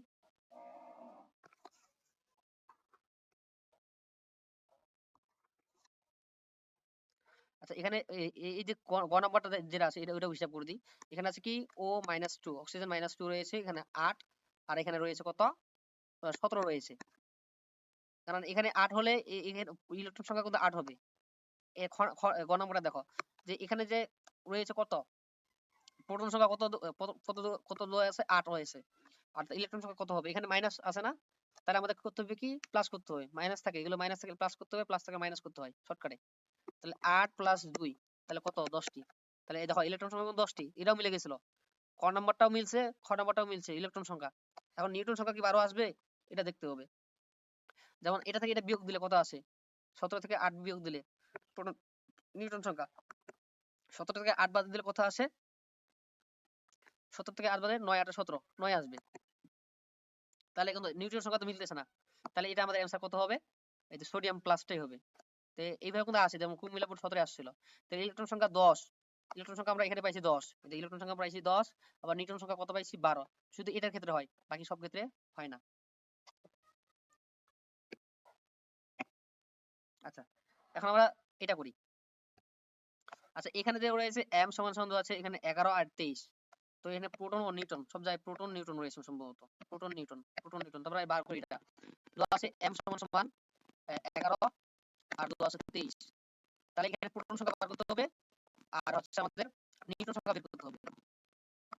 প্রোটন সংখ্যা ও নিউট্রন সংখ্যা। এখন প্রোটন সংখ্যা কত বলছিলাম এখানে যেটা সেটা আছে প্রোটন সংখ্যা। এখন নিউট্রন সংখ্যা বার করি। এই 23 থেকে যদি আমরা 11 বিয়োগ দিই, 23 থেকে 11 বিয়োগ দিলে কত আসে? 12 আসে। তো নিউট্রন সংখ্যা কত? 12। তাহলে এখানে দেখি কোথায় প্রোটন সংখ্যা 11 আছে আর নিউট্রন সংখ্যা 12 আছে। তাহলে এগুলো হচ্ছে প্রোটন সংখ্যা কত? 12। প্রোটন সংখ্যা কি 12 না প্রোটন সংখ্যা 11? তাহলে এটা হবে না, এটা আমাদের হবে না। আবার এখানে খ নাম্বার দেখো বলছে 12টি নিউট্রন, হ্যাঁ 12টি নিউট্রন আছে। 11টি প্রোটন, হ্যাঁ 11টি প্রোটন, তাহলে এটা খ নাম্বারটা এটা মিলছে। বাকিগুলো দেখো একটা মিলবে না। 10টি প্রোটন তো না, 11টি প্রোটন হবে। 13টি প্রোটন তো না, আমাদের 11টি প্রোটন। বুঝা গেছে? প্রথমত লক্ষ্য করতে হবে যে m সমান এরকম পারমাণবিক ভর সংখ্যা দেওয়া আছে, এটা আমাদের দেওয়া আছে প্রোটন সংখ্যা, কিন্তু উত্তরে কি দেওয়া আছে? প্রোটন ও নিউট্রন দেওয়া আছে। আমাদের আগে এদিকে প্রোটন ও নিউট্রন বার করে নিব। প্রোটন দেওয়া আছে আমাদের, আমরা জানি এখানে যেটা সেটা হচ্ছে প্রোটন সংখ্যা 11 আর নিউট্রন সংখ্যা আমরা 23 থেকে যদি আমরা এই নিচে এটা বিয়োগ দিই তাহলে আমাদের বার বার হয়ে যাবে। তাহলে এখানে আমাদের কত আসছে? আমাদের প্রোটন সংখ্যা রয়েছে 11টি আর নিউট্রন সংখ্যা রয়েছে 12টি। আচ্ছা এখন আমরা যেটা পড়তে যাচ্ছি এগুলো আগে যেগুলো পড়লাম সেটা হচ্ছে তোমার এমসিকিউ ক্ষেত্রে আসে, ওগুলো এমসিকিউ ক্ষেত্রে প্রযোজ্য। কিন্তু এখন যেটা পড়তে যাচ্ছি এটা সৃজনশীলে আছে। এই অধ্যায়ে কিছু কিছু কয়েকটা আছে টপিক রয়েছে যেখান থেকে সৃজনশীল আসেই, তার মধ্যে এটা একটা অন্যতম, এখান থেকে সৃজনশীল আসেই একেবারে। তো এখানে বলছে কি রাদারফোর্ডের পরমাণু মডেল। মডেল পর্যন্ত এখানে আমাদের বইয়ে দুইটা আছে, একটা আছে রাদারফোর্ডের পরমাণু মডেল আর একটা হচ্ছে বোরের পরমাণু মডেল। তো রাদারফোর্ডের পরমাণু মডেল আমরা কিভাবে দেখবো? আমরা এইরকম চিত্র যদি থাকে, কোথাও যদি এরকম চিত্র থাকে, এরকম চিত্র থাকে, তাহলে আমরা বুঝে নেবো এটা হচ্ছে রাদারফোর্ডের পরমাণু মডেল। কোথাও যদি এরকম চিত্র থাকে বা এরকম চিত্র থাকে তাহলে আমরা বুঝতে পারবো কি এটা হচ্ছে রাদারফোর্ডের পরমাণু মডেল। আচ্ছা এখানে বোঝার চেষ্টা করি রাদারফোর্ডের পরমাণু মডেল কি বলছে। এটা 1911 সালে বিজ্ঞানী রাদারফোর্ড এটা প্রস্তাব করেন বা এই মডেলটা তিনি তৈরি করেন 1911 সালে। তার পরমাণু মডেলের যে ইয়াগুলো রয়েছে আমাদের এই চারটা, একটা দুইটা তিনটা চারটা, এগুলো মুখস্থ, এগুলো আমাদের হুবহু লিখতে হবে। হুবহু না বলতে মানে এইগুলো আমাদের লিখতে হবে পরীক্ষা খাতায়, এগুলাই আমাদের পরীক্ষা খাতায় লিখতে হবে, অন্য কিছু লিখতে হবে না। তো আমরা শুধু বুঝি। তো তিনি কি বলছে? বলছে পরমাণু একটা কেন্দ্র রয়েছে। এই যে পরমাণু রয়েছে, এটা একটা পরমাণু। এই যে একটা কেন্দ্র, এটা বলছে একটা পরমাণু কেন্দ্র রয়েছে। পরমাণু একটা কেন্দ্র রয়েছে। যে কেন্দ্রের নাম হচ্ছে নিউক্লিয়াস। এই যে কেন্দ্রের নাম হচ্ছে কি? নিউক্লিয়াস। এটা বলছে। পরমাণু একটা কেন্দ্র রয়েছে। আর এই কেন্দ্রের নাম হচ্ছে নিউক্লিয়াস। নিউক্লিয়াসের ভিতরে রয়েছে প্রোটন। এই যে নিউক্লিয়াস রয়েছে এখানে নিউক্লিয়াস। যদি আমরা এটা জুম জুম করতাম, তাহলে এখানে এখানে ভিতরে রয়েছে প্রোটন এবং নিউট্রন। এই যে এখানে এই যে নিউক্লিয়াসের ভিতরে রয়েছে কি? প্রোটন এবং নিউট্রন। এটা বলছে যে পরমাণু কেন্দ্রের নাম হচ্ছে নিউক্লিয়াস, আর নিউক্লিয়াসের ভিতরে রয়েছে প্রোটন এবং হচ্ছে এর বাইরে প্রোটন থাকে, নিউট্রন থাকে বাইরে, এবং বাইরে ঠিক এর বাইরে এই যে এগুলো যে আছে, এগুলো এগুলো হচ্ছে ইলেকট্রন। এগুলো বলা হয় ইলেকট্রন। অর্থাৎ ভিতরে থাকে প্রোটন সংখ্যা ও নিউট্রন সংখ্যা, আর বাইরে থাকে ইলেকট্রন সংখ্যা। যে এই চিত্র বলছে যে প্রোটন সংখ্যা এখানে প্লাস দিয়ে বোঝাচ্ছি। এই যে এখানে প্লাস দেওয়া আছে প্রোটন সংখ্যা একটা, আর এখানে যে রয়েছে এখানে মাইনাস। অর্থাৎ মানে এখানে আমাদের ইলেকট্রন কি করে? ঘুরে। ইলেকট্রন সংখ্যা মাইনাস। তো ওটা বলছে যে আমাদের কি নিউক্লিয়াসের ভিতরে থাকে প্রোটন সংখ্যা, আর বাইরে থাকে আমাদের ইলেকট্রন থাকে। যেহেতু আপেক্ষিক ইলেকট্রনের ভর শূন্য ধরা হয়, আমরা এখানে বলছিলাম যে আপেক্ষিক ইলেকট্রনের ভর কত? শূন্য। শূন্য ধরা হয়, কাজেই নিউক্লিয়াসের ভিতরে অবস্থিত প্রোটন ও নিউট্রনের ভরকেই পরমাণু ভর হিসেবে বিবেচনা করা হয়। মানে ইলেকট্রনের ভর তো অতি নগণ্য, এই জন্য একে ধরা হয় না, শূন্য ধরা হয়। তাহলে নিউক্লিয়াসের ভিতরে যে ভরটা, অর্থাৎ প্রোটন সংখ্যা ও নিউট্রন সংখ্যার যে যোগফল, সেটা বলা হয় ভর সংখ্যা। আমরা এখানে বললাম ভর সংখ্যা কাকে বলে? প্রোটন সংখ্যা ও নিউট্রন সংখ্যার যোগফলকে বলা হয় ভর সংখ্যা। তাহলে এখানে ইলেকট্রনের কাজ লাগতেছে না ভর সংখ্যার ক্ষেত্রে। অর্থাৎ প্রোটনের ভর আর ইলেকট্রনের ভর যোগ করলেই আমরা কি হয়ে যাই? প্রোটনের ভর আর নিউট্রনের ভর যোগ করলেই আমাদের ইলেকট্রন ভর একটা পরমাণু ভর বের হয়ে যায়। এই জন্য প্রোটন ও নিউট্রনের ভরকে বলা হয় কি? একটি পরমাণু ভর বলা হয়। বলছে নিউক্লিয়াস অত্যন্ত ক্ষুদ্র। নিউক্লিয়াসটা রয়েছে, এই নিউক্লিয়াসটা অনেক ক্ষুদ্র, অনেক ক্ষুদ্র। পরমাণু বেশিরভাগ জায়গায় ফাঁকা রয়েছে। যে নিউক্লিয়াসটা রয়েছে ওই নিউক্লিয়াসের বেশিরভাগ জায়গায় ফাঁকা। নিউক্লিয়াসের বেশিরভাগ জায়গায় কি রয়েছে? ফাঁকা রয়েছে। বলছে সৌরজগতে সূর্যকে কেন্দ্র করে বিভিন্ন কক্ষপথে যেমন গ্রহগুলো ঘুরে, তেমনি নিউক্লিয়াসকে কেন্দ্র করে বিভিন্ন কক্ষপথে ইলেকট্রন ঘুরে। সাধারণত এখানে রাদারফোর্ড তিনি এটা ব্যাখ্যা দিয়েছেন, অবশ্যই এটা ভুল ব্যাখ্যা ছিল। যে একটি মানে সৌরজগৎকে মানে সূর্যকে কেন্দ্র করে, মনে করো একটা সূর্যকে কেন্দ্র করে আমাদের গ্রহ উপগ্রহ ঘুরে। সূর্যকে কেন্দ্র করে কি? গ্রহ উপগ্রহ ঘুরে, পৃথিবীও ঘুরে। তো সূর্যকে কেন্দ্র করে, যেমন সূর্যকে কেন্দ্র করে যেমন গ্রহ উপগ্রহ গুলো ঘুরে, তেমনি বলছে এই যে নিউক্লিয়াসকে কেন্দ্র করে ইলেকট্রন গুলো চারদিকে ঘুরে। ইলেকট্রন গুলো চারদিকে ঘুরে, এটি তিনি বলছিল যে নিউক্লিয়াস ঠিক ইলেকট্রন ঘুরছে। কোন পরমাণু নিউক্লিয়াসে যে কয়টি প্রোটন সংখ্যা থাকে, মানে একটি পরমাণুর ভিতরে, এটা হচ্ছে পরমাণু, এর ভিতরে যদি মনে করো 10টি প্রোটন সংখ্যা থাকে, ভিতরে যদি 10টি প্রোটন সংখ্যা থাকে, ঠিক তার বাইরে 10টি ইলেকট্রন সংখ্যা থাকবে। প্রোটন সংখ্যা 10টি থাকলে ঠিক বাইরেও ইলেকট্রন সংখ্যা থাকবে 10টি। বুঝা গেছে? অর্থাৎ ভিতরে যতটি প্রোটন সংখ্যা থাকবে, বাইরে ততটি ইলেকট্রন সংখ্যা থাকবে। এটাই বলছে যে কোনো একটি পরমাণু নিউক্লিয়াসের যে কয়টি প্রোটন থাকে, নিউক্লিয়াসের বাইরে ঠিক ততটি ইলেকট্রন সংখ্যা থাকে। যেহেতু প্রোটন ও ইলেকট্রন চার্জ একে অপরের সমান ও বিপরীত, তাই পরমাণুর সামগ্রিক চার্জ শূন্য। এখন দেখো এটা মানে কি বোঝাচ্ছে? যেমন পরমাণু আমরা জানি প্রোটনের চার্জ কত? প্রোটন হচ্ছে প্লাস, আর ইলেকট্রন হচ্ছে মাইনাস। ইলেকট্রন কত? ইলেকট্রন হচ্ছে মাইনাস। তো প্রোটন সংখ্যা যদি, তাহলে প্রোটন যদি হয়, প্রোটন সংখ্যা যদি প্লাস 10টি হয়,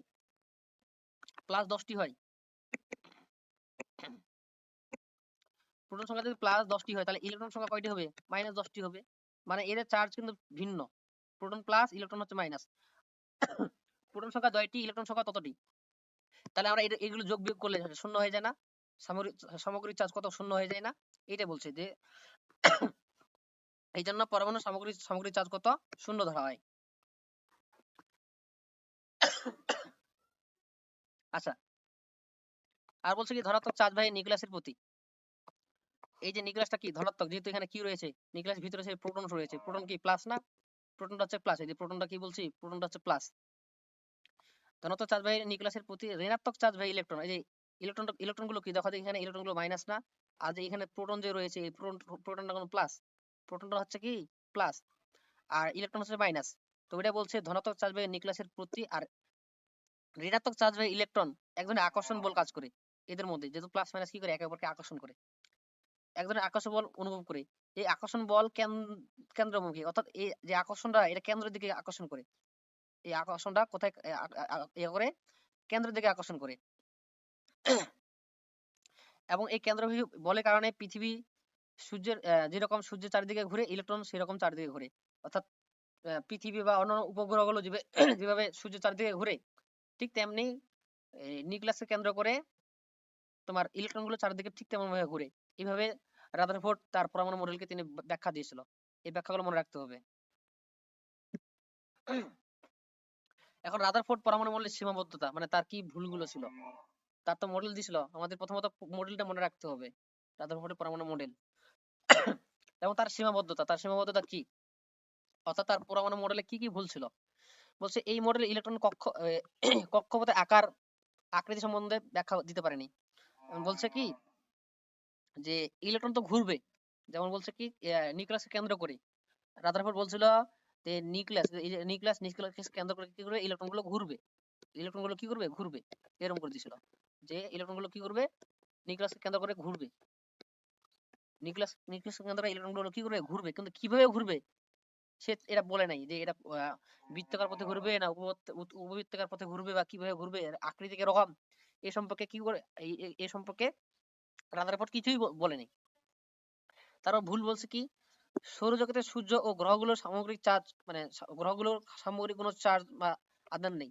যেমন রাদারফোর্ড বলল যে নিউক্লিয়াসকে কেন্দ্র করে ইলেকট্রনগুলো কি করে চারদিকে ঘুরে।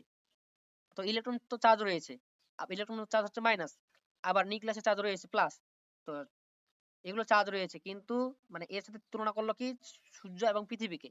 এখন সূর্য তো চার্জ নেই, সূর্য কোনো প্লাসও না মাইনাসও না, পৃথিবী তো কোনো চার্জ নেই। তো পৃথিবীর চার্জ নেই, সূর্যের চার্জ নেই, আবার চার্জযুক্ত বস্তুর সাথে তুলনা করলো, তাহলে এটা ঠিক না। যেহেতু পৃথিবী এবং সূর্যের কোনো চার্জ নেই, কিন্তু আবার ইলেকট্রন এবং প্রোটনের চার্জ রয়েছে, ইলেকট্রন এবং নিউক্লিয়াসের চার্জ রয়েছে, তাহলে চার্জহীন বস্তুর সাথে চার্জহীন সূর্য ও গ্রহগুলোর সাথে চার্জযুক্ত নিউক্লিয়াস ও ইলেকট্রনের সাথে তুলনা করা এটা ভুল। তাহলে এটা তার সীমাবদ্ধতা।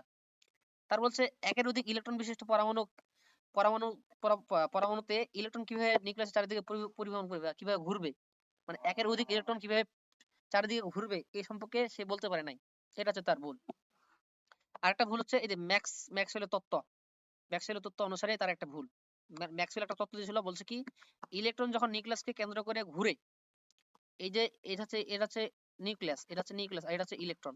ইলেকট্রন যখন নিউক্লিয়াসের চারদিকে এরকম ঘুরবে, সময় ক্রমাগত শক্তি হারাতে থাকবে। মানে যত ঘুরবে, ঘুরতে ঘুরতে ঘুরতে ঘুরতে ঘুরতে ঘুরতে ঘুরতে ঘুরতে ঘুরতে ঘুরতে এক সময় যত ঘুরতেছে তত শক্তি হারায় এক সময় একবার নিউক্লিয়াস এসে বিনষ্ট হয়ে যাবে, নষ্ট হয়ে যাবে, হারিয়ে যাবে একেবারে। এরকম হওয়ার কথা, যখন একটি ইলেকট্রন চারিদিকে ঘুরবে তাহলে সেক্ষেত্রে হারিয়ে যাওয়ার কথা। এটা হচ্ছে তার ম্যাক্সওয়েলের তত্ত্ব। বলছে ক্রমাগত শক্তি হারাতে থাকবে, ফলে ইলেকট্রন ঘূর্ণন পথ ছোট হয়ে যাবে। যেমন ঘুরতেছে এই যে এখান থেকে ছিল, যত ঘুরতেছে তত তার পথটা ছোট হয়ে যাচ্ছে, একদম ছোট হয়ে যাচ্ছে। এবং এক সময় সেটি নিউক্লিয়াসের উপর পতিত হবে। মানে এই ইলেকট্রনটা ঘুরতে ঘুরতে ঘুরতে মানে শক্তি হারাতে এক সময় নিউক্লিয়াসের গায়ে এসে পড়ে যাবে। এটাই বলছে। তখন কি হবে, পরমাণু অস্তিত্ব বিলুপ্ত হবে বা পরমাণু স্থায়ী হবে না। এটা হওয়ার কথা।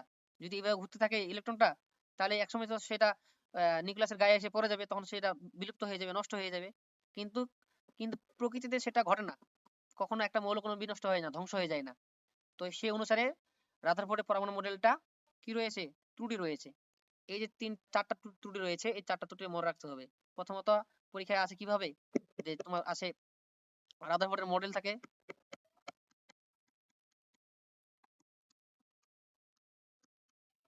রাদারফোর্ডের মডেল সম্পর্কে বর্ণনা করতে বলে, এর বর্ণনা।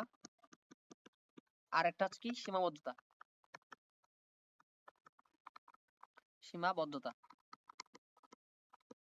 এইগুলো থাকে। এই দুইটার যেকোনো একটা আসে।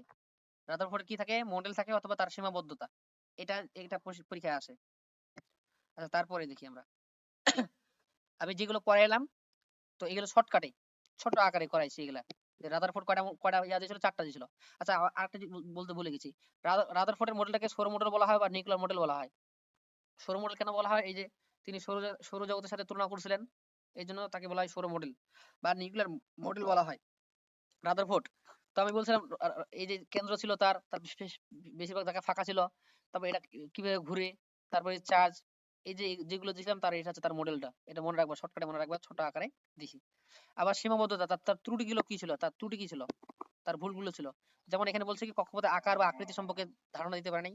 অর্থাৎ আমরা এখানে যেগুলো পড়লাম, এই যে ত্রুটিগুলো যেগুলো পড়লাম, এগুলো ছোট আকারে যেন সহজে মনে রাখা যায়, এইভাবে আমি রাখছি এটা। যেমন চার্জহীন গ্রহের সাথে চার্জযুক্ত ইলেকট্রনের তুলনা করা সঠিক নয়, এটা তার একটা ভুল। তারপর ম্যাক্সওয়েলের তত্ত্ব অনুসারে তার তার কিটা তত্ত্ব অনুসারে কি হয়, যদি ঘুরে নিউক্লিয়াসকে কেন্দ্র করে ঘুরে, তাহলে পরমাণুর অস্তিত্ব একদিন কি হয়ে যাবে, ধ্বংস হয়ে যাবে। সেক্ষেত্রে তো এটা হচ্ছে না, সেক্ষেত্রে এগুলো কি তার সীমাবদ্ধতা, তার এটা ভুল, রাদারফোর্ডেরটা। তারপর হচ্ছে বোরের পরমাণু মডেল। এই যে বোরের পরমাণু মডেল রয়েছে, এটা সবচেয়ে গুরুত্বপূর্ণ, এটা খুবই আসে।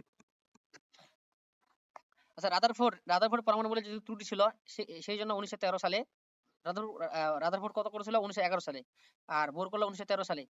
বিজ্ঞানী নিলস বোর পরমাণু একটি মডেল দান করেন। বোরের পরমাণু মডেল, এগুলো বোরের পরমাণু মডেল বলা হয়।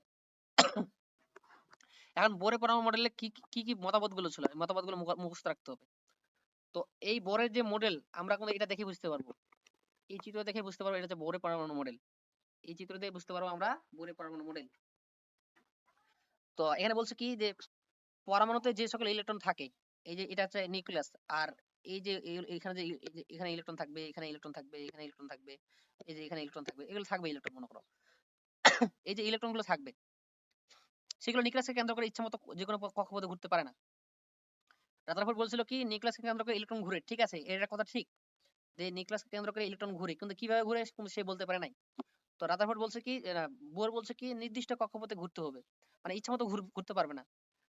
অর্থাৎ ইলেকট্রন গুলো ইচ্ছা মতো ঘুরতে পারবে না, শুধু নির্দিষ্ট ব্যাসার্ধের কতগুলো অনুমোদিত বৃত্তাকার কক্ষপথে ঘুরতে পারবে।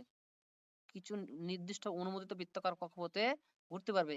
এই নির্দিষ্ট ব্যাসার্ধের অনুমোদিত বৃত্তাকার কক্ষপথ অনুমোদিত কক্ষপথ বা প্রধান, মানে এই যে কক্ষপথগুলো রয়েছে এগুলোকে বলা হয় অনুমোদিত কক্ষপথ বা প্রধান শক্তি স্তর বা কক্ষপথ বা সেল, অরবিট বা স্থির কক্ষপথ, এগুলোকে বলা হয়। এতগুলো নাম রয়েছে।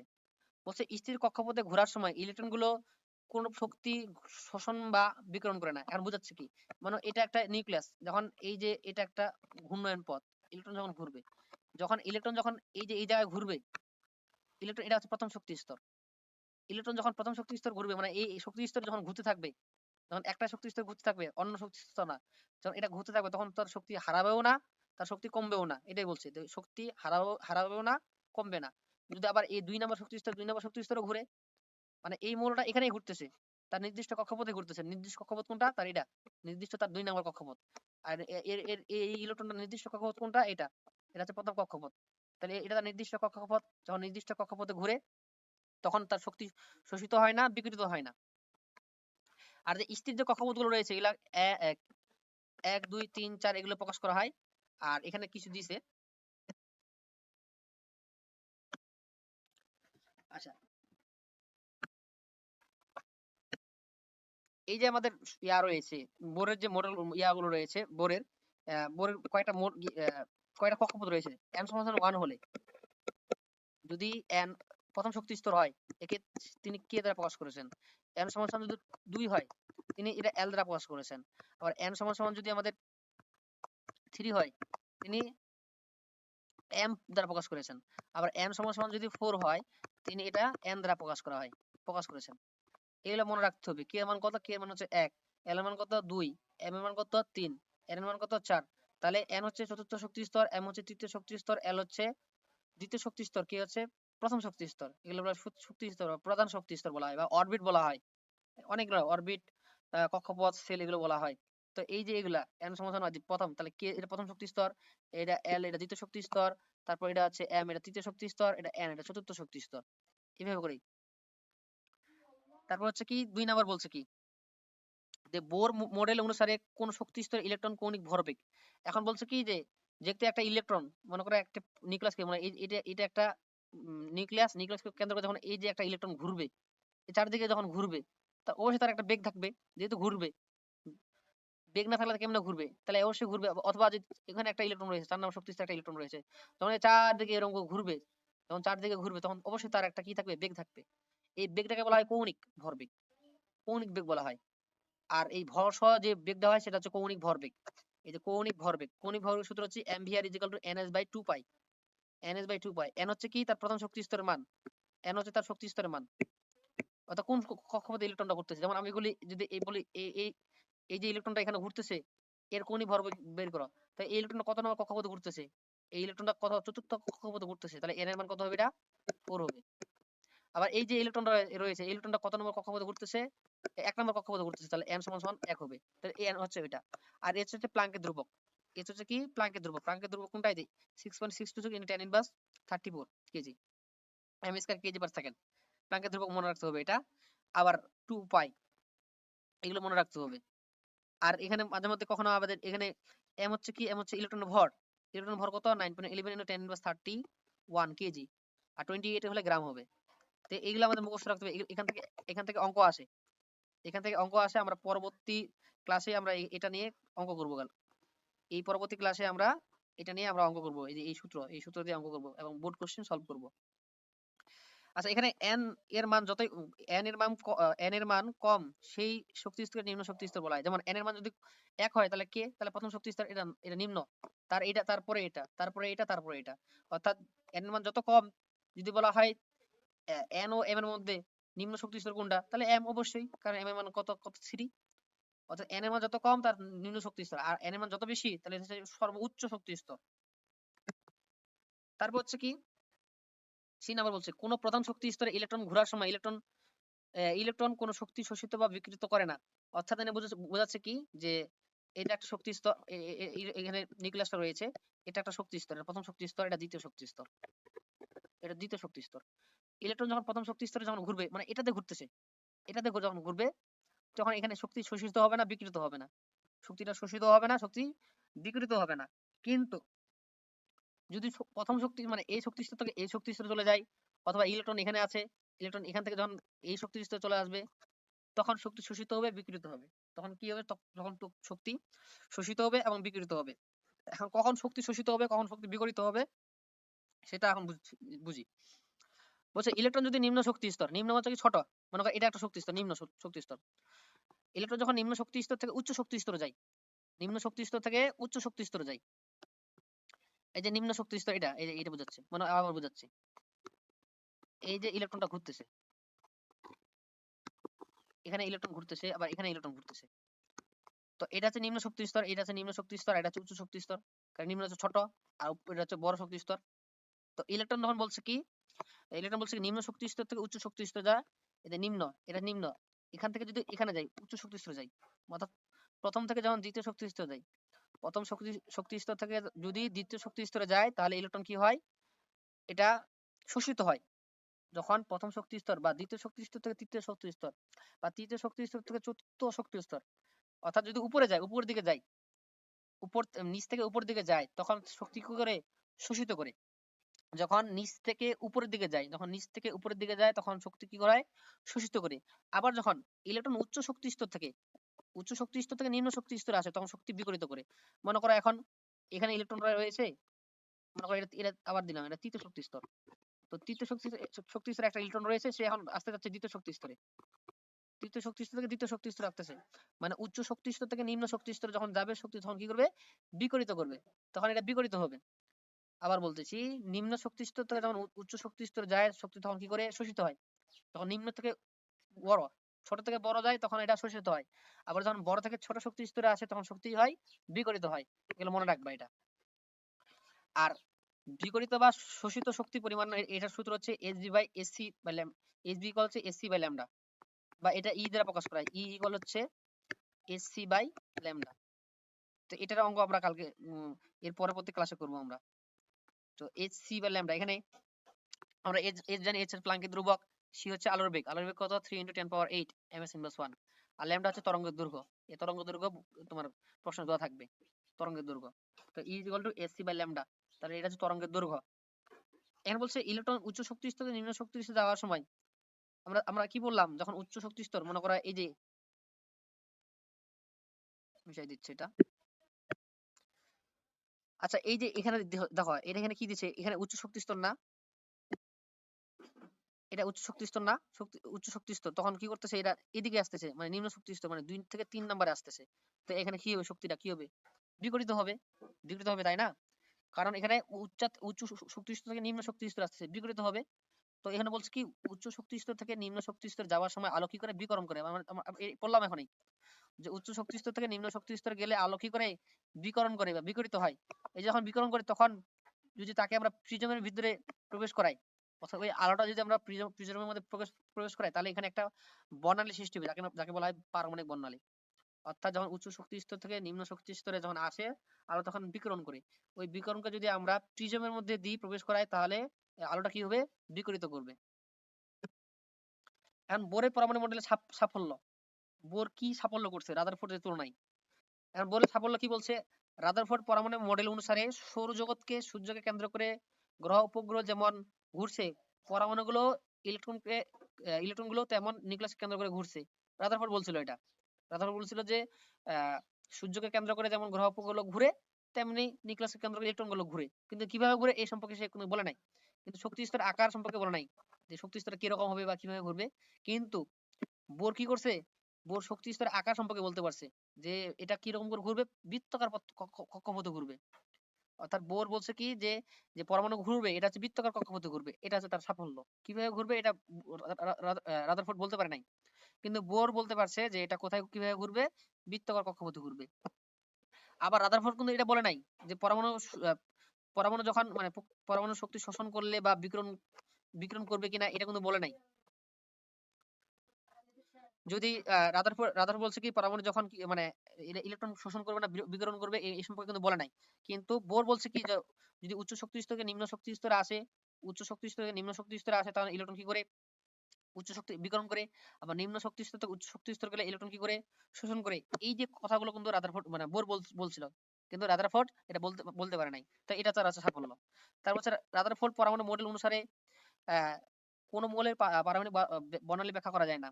অর্থাৎ রাদারফোর্ডের মডেলটার সাহায্যে একটি পরমাণুরও পারমাণবিক বর্ণালী ব্যাখ্যা করা যায় না। কিন্তু বোরের সাহায্যে, বোরের মডেল অনুসারে হাইড্রোজেন পরমাণু মানে এক ইলেকট্রন বিশিষ্ট হাইড্রোজেন পরমাণুর বর্ণালী ব্যাখ্যা করা যায়। এটা তার একটা সাফল্য। রাদারফোর্ডের মডেল অনুসারে একটা মৌলেরও পারমাণবিক বর্ণালী ব্যাখ্যা করা যায় না, কিন্তু বোরের মডেল অনুসারে এক ইলেকট্রন বিশিষ্ট পরমাণু কি করা যায়, যেমন হাইড্রোজেন এর পরমাণু বর্ণালী ব্যাখ্যা করা যায়। এখানে একটা জিনিস বোঝায়, এক ইলেকট্রন বিশিষ্ট কি বোঝায়, এক ইলেকট্রন মানে যেগুলোর একটা ইলেকট্রন রয়েছে, যেমন হাইড্রোজেন প্রোটন সংখ্যা কত, প্রোটন সংখ্যা এক, তাহলে ইলেকট্রন সংখ্যা কত হবে, একটি হবে। যেমন লিথিয়াম সরি যেমন হিলিয়াম প্লাস এখানে ভর সংখ্যা আমাদের প্রোটন সংখ্যা কত, 2, তাহলে ভর সংখ্যা কত, ইলেকট্রন সংখ্যা কত হবে, যেহেতু প্লাস তাহলে দুইটা থেকে একটা বিয়োগ হয়ে যাবে, তাহলে এটার কত আছে একটি। দেখো এটা কিন্তু একটি আসছে। হিলিয়াম প্লাসটা কি করা যায়, পারমাণবিক বর্ণালী ব্যাখ্যা করা যায়, অর্থাৎ যার ইলেকট্রন সংখ্যা একটি আসবে তারই বর্ণনা করা যাবে। যেমন লিথিয়াম 2+, আমরা লিথিয়াম কত জানি 3, লিথিয়ামের পারমাণবিক সংখ্যা কত 3, তাহলে 3 থেকে 2 বিয়োগ দিতে হবে, 3 থেকে যদি 2 বিয়োগ দিই তাহলে কত আসে 1। তাহলে এই যে তিনটা মৌল এর কি করা যায়, এর পারমাণবিক বর্ণালী ব্যাখ্যা করা যায় বোরের মডেল অনুসারে। আবার বোরের মডেলের সীমাবদ্ধতা, বোরের মডেল কিছু ত্রুটি রয়েছে।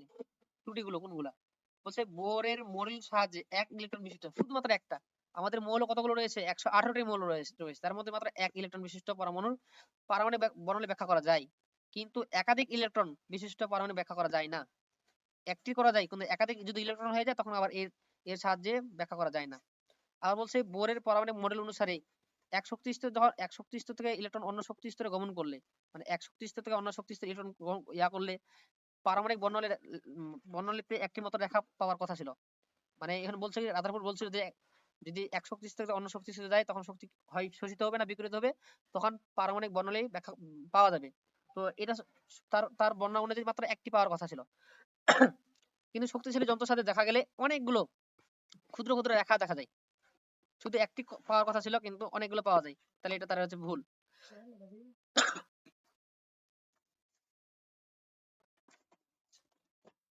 তাহলে বোরের মডেল অনুসারে পরমাণু বৃত্তাকার কক্ষপথে, বোর বলছিল কি শুধুমাত্র পরমাণু বৃত্তাকার কক্ষপথে ঘুরে, কিন্তু পরে প্রমাণিত হয় যে না, এটা উপবৃত্তাকার পথেও ঘুরে, এটা উপবৃত্তাকার পথেও ঘুরে। আচ্ছা এখন আমরা যেগুলো পড়লাম, এই যে বোরের মডেল শর্টকাটে সবগুলো এখানে লেখা আছে, কক্ষপথ লেখা আছে, কৌণিক ভরবেগ লেখা আছে, শোষিত বিকিরিত শক্তি পরিমাণ, সাফল্য সাফল্য এগুলা আমি শর্টকাটে লিখছি, এগুলো পরে পড়ে নিবা এগুলা। এখন আমরা কিছু চলে যাই।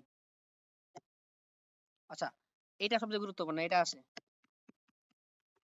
খুবই গুরুত্বপূর্ণ, এটা সৃজনশীলে আছে। রাদারফোর্ড বনাম বোরের মডেল পার্থক্য, এই যে এগুলা আছে এই পার্থক্যগুলো দেখবা যে রাদারফোর্ড ও পরমাণু মডেল পার্থক্য কি রয়েছে রাদারফোর্ড ও বোরের। যেমন রাদারফোর্ড কি করছে, সূর্যের সাথে তুলনা করছে, আর বোর কি করছে, বৃত্তাকার কক্ষপথে ঘুরে, এটা এটা তিনি বলছে। তারপর ইলেকট্রন আকার আকৃতি বর্ণনা করতে পারে নাই, কিন্তু সে বলছে কি এটা বৃত্তাকার কক্ষপথে ঘুরে, এটা তিনি আকৃতি দিতে পারছে, এটা তার পার্থক্য। তখন এখানে শক্তি শোষণ বা বিকিরণ সম্পর্কে কোনো ব্যাখ্যা দেয়নি, কিন্তু এই বলছে কি ইলেকট্রন যখন মানে এক শক্তি স্তরে অন্য শক্তি স্তরে যায় তখন শক্তি শোষণ হতে পারে, বিকিরণ হতে পারে। তার ম্যাক্সওয়েলের তত্ত্ব অনুসারে ইলেকট্রন নিউক্লিয়াসকে কেন্দ্র করে পতিত হওয়ার কথা, এবং সেটা স্থায়িত্ব নিয়ে প্রশ্ন আছে। কিন্তু এখানে বলছে নির্দিষ্ট স্তরে ইলেকট্রন থাকাকালীন শক্তি হারায় না, পরমাণু স্থায়ী হয়। যখন একটি কক্ষপথে ঘুরে, নির্দিষ্ট কক্ষপথে ঘুরে, তখন শক্তি হারায় না, শোষিত হয় না, বিকিরিত হয় না, এটা তার পার্থক্য। তারপর এর এর মডেলের সাথে, অর্থাৎ এর বর্ণালী ব্যাখ্যা করা যায় না, কিন্তু একটি পরমাণু বর্ণালী ব্যাখ্যা করা যায়। হাইড্রোজেন মানে এক পরমাণু বিশিষ্ট ইলেকট্রনের বর্ণালী ব্যাখ্যা করা যায় রাদারফোর্ডের মডেল অনুসারে, মানে সরি বোরের মডেল অনুসারে, কিন্তু এর মডেল অনুসারে করা যায় না। এই যে পার্থক্যগুলো, মূল পার্থক্যগুলো এই ভালো করে পড়বা, এগুলো সৃজনশীলে লেখা দিলে যথেষ্ট হয়ে যাবে। আচ্ছা, এখন কয়টা এমসিকিউ পড়ি। বলছে রাদারফোর্ডের পরমাণু মডেল আবিষ্কৃত হয় কত সালে? রাদারফোর্ড 1911 সালে আবিষ্কৃত হয়, 1911 সালে। বোরের মডেল কত সালে আবিষ্কৃত হয়? বোর্ডে প্রশ্ন দেখো, বোরের মডেল অনুসারে কত সালে দেওয়া হয়েছিল? বোরের মডেলটা 1913 সালে দেওয়া হয়েছিল, 1913 সালে। এই যে বোর পরমাণু মডেল অনুসারে কোনটির পরমাণু ব্যাখ্যা করা যায়? কোনটির? আমি বলছিলাম মাত্র এক ইলেকট্রন বিশিষ্ট, যদি একটা ইলেকট্রন থাকবে সেটারই তোমার পারমাণবিক বর্ণালী ব্যাখ্যা করা যায়।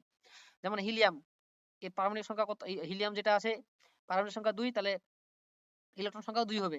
যেমন হিলিয়াম প্লাস, হিলিয়ামের এখানে পারমাণবিক সংখ্যা কত? 2।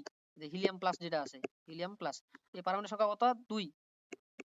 আর এখানে প্লাস আছে, তাহলে পারমাণবিক সংখ্যা থেকে 1 বিয়োগ দিতে হবে, যেটা প্লাস ওইটা বিয়োগ, তাহলে 1 থাকে। দেখো এই যে 1, মাত্র 1 ইলেকট্রন বিশিষ্ট পরমাণুর পারমাণবিক ব্যাখ্যা করতে পারে, তাহলে এইটা হবে आंसर, বাকিগুলোর ক্ষেত্রে হবে না। অবশ্য কোনটির বর্ণালী বোর পরমাণু মডেল ব্যাখ্যা করতে পারে? বললাম 1 ইলেকট্রন বিশিষ্ট। এক কোথায় রয়েছে? যেমন লিথিয়াম প্লাস, লিথিয়াম প্লাস হবে না, লিথিয়াম হচ্ছে 3, এই যে লিথিয়াম প্লাস যেটা রয়েছে লিথিয়াম 3, তাহলে 3 থেকে 1 বিয়োগ দিলে কত আছে? 2 আছে, তাহলে ইলেকট্রন সংখ্যা 2টি, তাহলে এটা হবে না। যেমন হিলিয়াম, এখানে 2 হলে 4, 2 হলে 2 হবে। বেরিলিয়াম যদি এখানে 2 হয়, বেরিলিয়াম হচ্ছে 3, বেরিলিয়াম হচ্ছে কি? বেরিলিয়াম হচ্ছে 4, তাহলে এটা হবে 4ই। কিন্তু হাইড্রোজেন 1 হলে এর ইলেকট্রন সংখ্যা কত? 1টি, তাহলে শুধু হাইড্রোজেন হবে। আচ্ছা, এখন সৃজনশীল দেখো কতগুলো সৃজনশীলে আসছে, আমি যেগুলো পড়ালাম এটা খুবই সৃজনশীলে আসে। সিলেট বোর্ড 24-এ আসছিল, যে এটা একটা চিত্র, এটা একটা চিত্র। বলছে যে কি চিত্র 1 চিত্র 2 এর মধ্যে কোন পরমাণু মডেলটি অধিক গ্রহণযোগ্য? এই যে একটা চিত্র, এই যে দুইটা চিত্র, চিত্র দুইটার মধ্যে কোনটির পরমাণু মানে কোনটি মডেলটা বেশি গ্রহণযোগ্য? আমরা এখানে বললাম যে রাদারফোর্ড, এটা কিন্তু রাদারফোর্ডের, এই চিত্র থেকে বুঝতে হবে এটা রাদারফোর্ডের পরমাণু মডেল, এটা হচ্ছে রাদারফোর্ড, আর এটা হচ্ছে বোরের। তো এই যখন এরকম চিত্র দেওয়া থাকবে, এরকম ঘূর্ণয়ন পথ দেওয়া থাকবে, শক্তি স্তর এবং কে এল এম এন এগুলো দেওয়া থাকবে, বা ইলেকট্রন দেওয়া থাকবে, সেগুলো হচ্ছে কি, এটা হচ্ছে বোরের মডেল। তো এই দুটা কম্পেয়ার করলে আমাদের কোনটা বেশি ভালো হবে, অধিক গ্রহণযোগ্য হবে কোনটা? আমাদের কোনটা হবে? এই যে এটা গ্রহণযোগ্য। এখন কেন গ্রহণযোগ্য হবে এটা যুক্তি দিতে হবে। কিভাবে? এই যে পার্থক্য, এই যে যেটা দিলাম, এই যে পার্থক্য যেটা আছে, এটা এটা তুলে ধরলেই যে এইটা যদি আমরা লিখতে পারি তাহলে এটাই অ্যান্সার, যে এদের মধ্যে পার্থক্য। তাহলে তখন হবে কি এই বোরের মডেলটা বেশি ভালো, কারণ বোরের মডেলে এগুলো পাওয়া যায়। কারণ এখানে কি সূর্যের সাথে সে তুলনা করছে, এটা ভুল। তারপর বলছে বৃত্তাকার কক্ষপথ সম্পর্কে বলছে, তারপর বলছে কি শক্তি শোষিত বা বিকিরণের কথা বলছে। তারপর এখানে 1 ইলেকট্রন বিশিষ্ট পরমাণু ব্যাখ্যা করা যায়, কোন করা যায় না। কেন গ্রহণযোগ্য? তখন এই যে এই পার্থক্যগুলো তখন তুলে ধরতে হবে, এই পার্থক্যগুলো তখন কি করতে হবে? তুলে ধরতে হবে। তাহলে অ্যান্সার হচ্ছে ওইটাই। যদি আমরা ওইটাই এখানে বসাই দিতাম, তখন পরে বলতাম কি অতএব কোনটি বেশি গ্রহণযোগ্য? বোরের পরমাণু মডেলটা বেশি গ্রহণযোগ্য। কারণটা কি? কারণ এখানে বেশি পাওয়া যায় রাদারফোর্ড থেকে। তারপর হচ্ছে কি, দেখো দিনাজপুর বোর্ড 24-এ আসছিল যে এ ও বি মডেল। এখন এ মডেল কি, বি মডেল কি? দেখো এ মডেলটা এটা কোন কিসের মডেল? এটা হচ্ছে রাদারফোর্ড, এটা হচ্ছে কি রাদারফোর্ড, এই মডেলটা রাদারফোর্ড। আর বি হচ্ছে কি বোর। কেমনে বুঝবা? এই যে এইভাবে কক্ষপথ দেওয়া থাকবে, আবার এই যে শোষিত বিকিরিত বোঝাচ্ছে, তাহলে অবশ্যই রাদারফোর্ডের। তো এ আর বি মধ্যে কোনটি গ্রহণযোগ্য বিশ্লেষণ করো। তাহলে আমরা আমরা প্রথমত লিখবো কি এই মডেলটা বেশি গ্রহণযোগ্য, বোরের মডেলটা বেশি গ্রহণযোগ্য। এখন কেন গ্রহণযোগ্য? তখন দুইটার মধ্যে পার্থক্য তুলে ধরতে হবে। আবার ওই আগের উত্তর, দুইটার মধ্যে পার্থক্য তুলে ধরতে হবে, কোনটা মডেল বেশি গ্রহণযোগ্য, দুইটার মধ্যে আমাদের দুইটা পার্থক্য তুলে ধরতে হবে। বোরের মডেল ও রাদারফোর্ডের মডেল পার্থক্য তুলে ধরে তখন বলবো বোরের মডেলটা বেশি গ্রহণযোগ্য। তারপর আবার দেখো, এ ঢাকা বোর্ড 23-এ আসছে, ঢাকা বোর্ড 23-এ আসছে যে এ ও বি মডেল। তাহলে এ মডেলটা কি? দেখো এখানে ইলেকট্রন আছে, এই ভিতরে এসে যে ইলেকট্রন গুলো ঘুরতেছে, এই যে এখানে ইলেকট্রন, এখানে ইলেকট্রন, যদি এভাবে দেওয়া থাকে এটা হচ্ছে বোরের মডেল। আর আর যে এটা রয়েছে এটা হচ্ছে রাদারফোর্ডের মডেল। এই যে এটা হচ্ছে রাদারফোর্ডের মডেল, এটা হচ্ছে কি? রাদারফোর্ডের মডেল। তো এ আর বি, তাহলে বোর ও রাদারফোর্ডের মডেল মধ্যে কি বলছে? তুলনামূলক আলোচনা করতে বলছে, মানে তুলনা তৈরি করতে বলছে। তাহলে আমাদের পুরোপুরি একা এই উত্তরটা।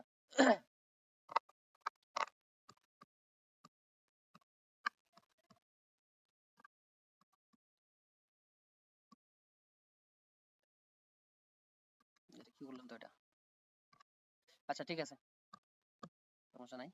তাহলে এ দুটি মডেলের মধ্যে তুলনামূলক আলোচনা করতে বলছে, তখন তখন আমাদের কি করতে হবে? ওই দুইটা মডেলে কি করতে হবে? পার্থক্য তুলে ধরতে হবে, যে বোরের মডেল এটা, রাদারফোর্ডের মডেলের পার্থক্য, ওইগুলা তুলে ধরলে কোনো হয়ে যায়। দেখো এগুলো বারবার করে আসে, বারবার আসে। তারপর হচ্ছে কি? তাহলে আমাদের দুইটা আছে, পরমাণু গঠন ব্যাখ্যায় উদ্দীপকের কোন মডেলটি অধিক গ্রহণযোগ্য? পরমাণু ব্যাখ্যা করতে পারে কোনটা? বলছে পরমাণু গঠন সম্পর্কে, এটা হচ্ছে রাদারফোর্ডের, আর হচ্ছে বোর। কোনটি গ্রহণযোগ্য বেশি হবে? কারণ এইটা বেশি গ্রহণযোগ্য হবে, কারণ এটা হচ্ছে বোরের মডেল। কারণ বোরের মডেল কি? এক ইলেকট্রন বিশিষ্ট পরমাণু গঠন সম্পর্কে কি করতে পারে? ব্যাখ্যা করতে পারে। তাহলে আমাদের বোরের মডেল সম্পর্কে এখন বলতে হবে, বোরের মডেল। বোরের মডেল সম্পর্কে লিখলে আমাদের এটা উত্তর হয়ে যায়। এটা ঘর নাম্বার 4 মার্ক, প্রত্যেকটা 4 মার্ক, লিখলে 4 মার্ক পাই নেবো। ধন্যবাদ। আজকে এটুকুই ছিল, আশা করি বুঝতে পারবা।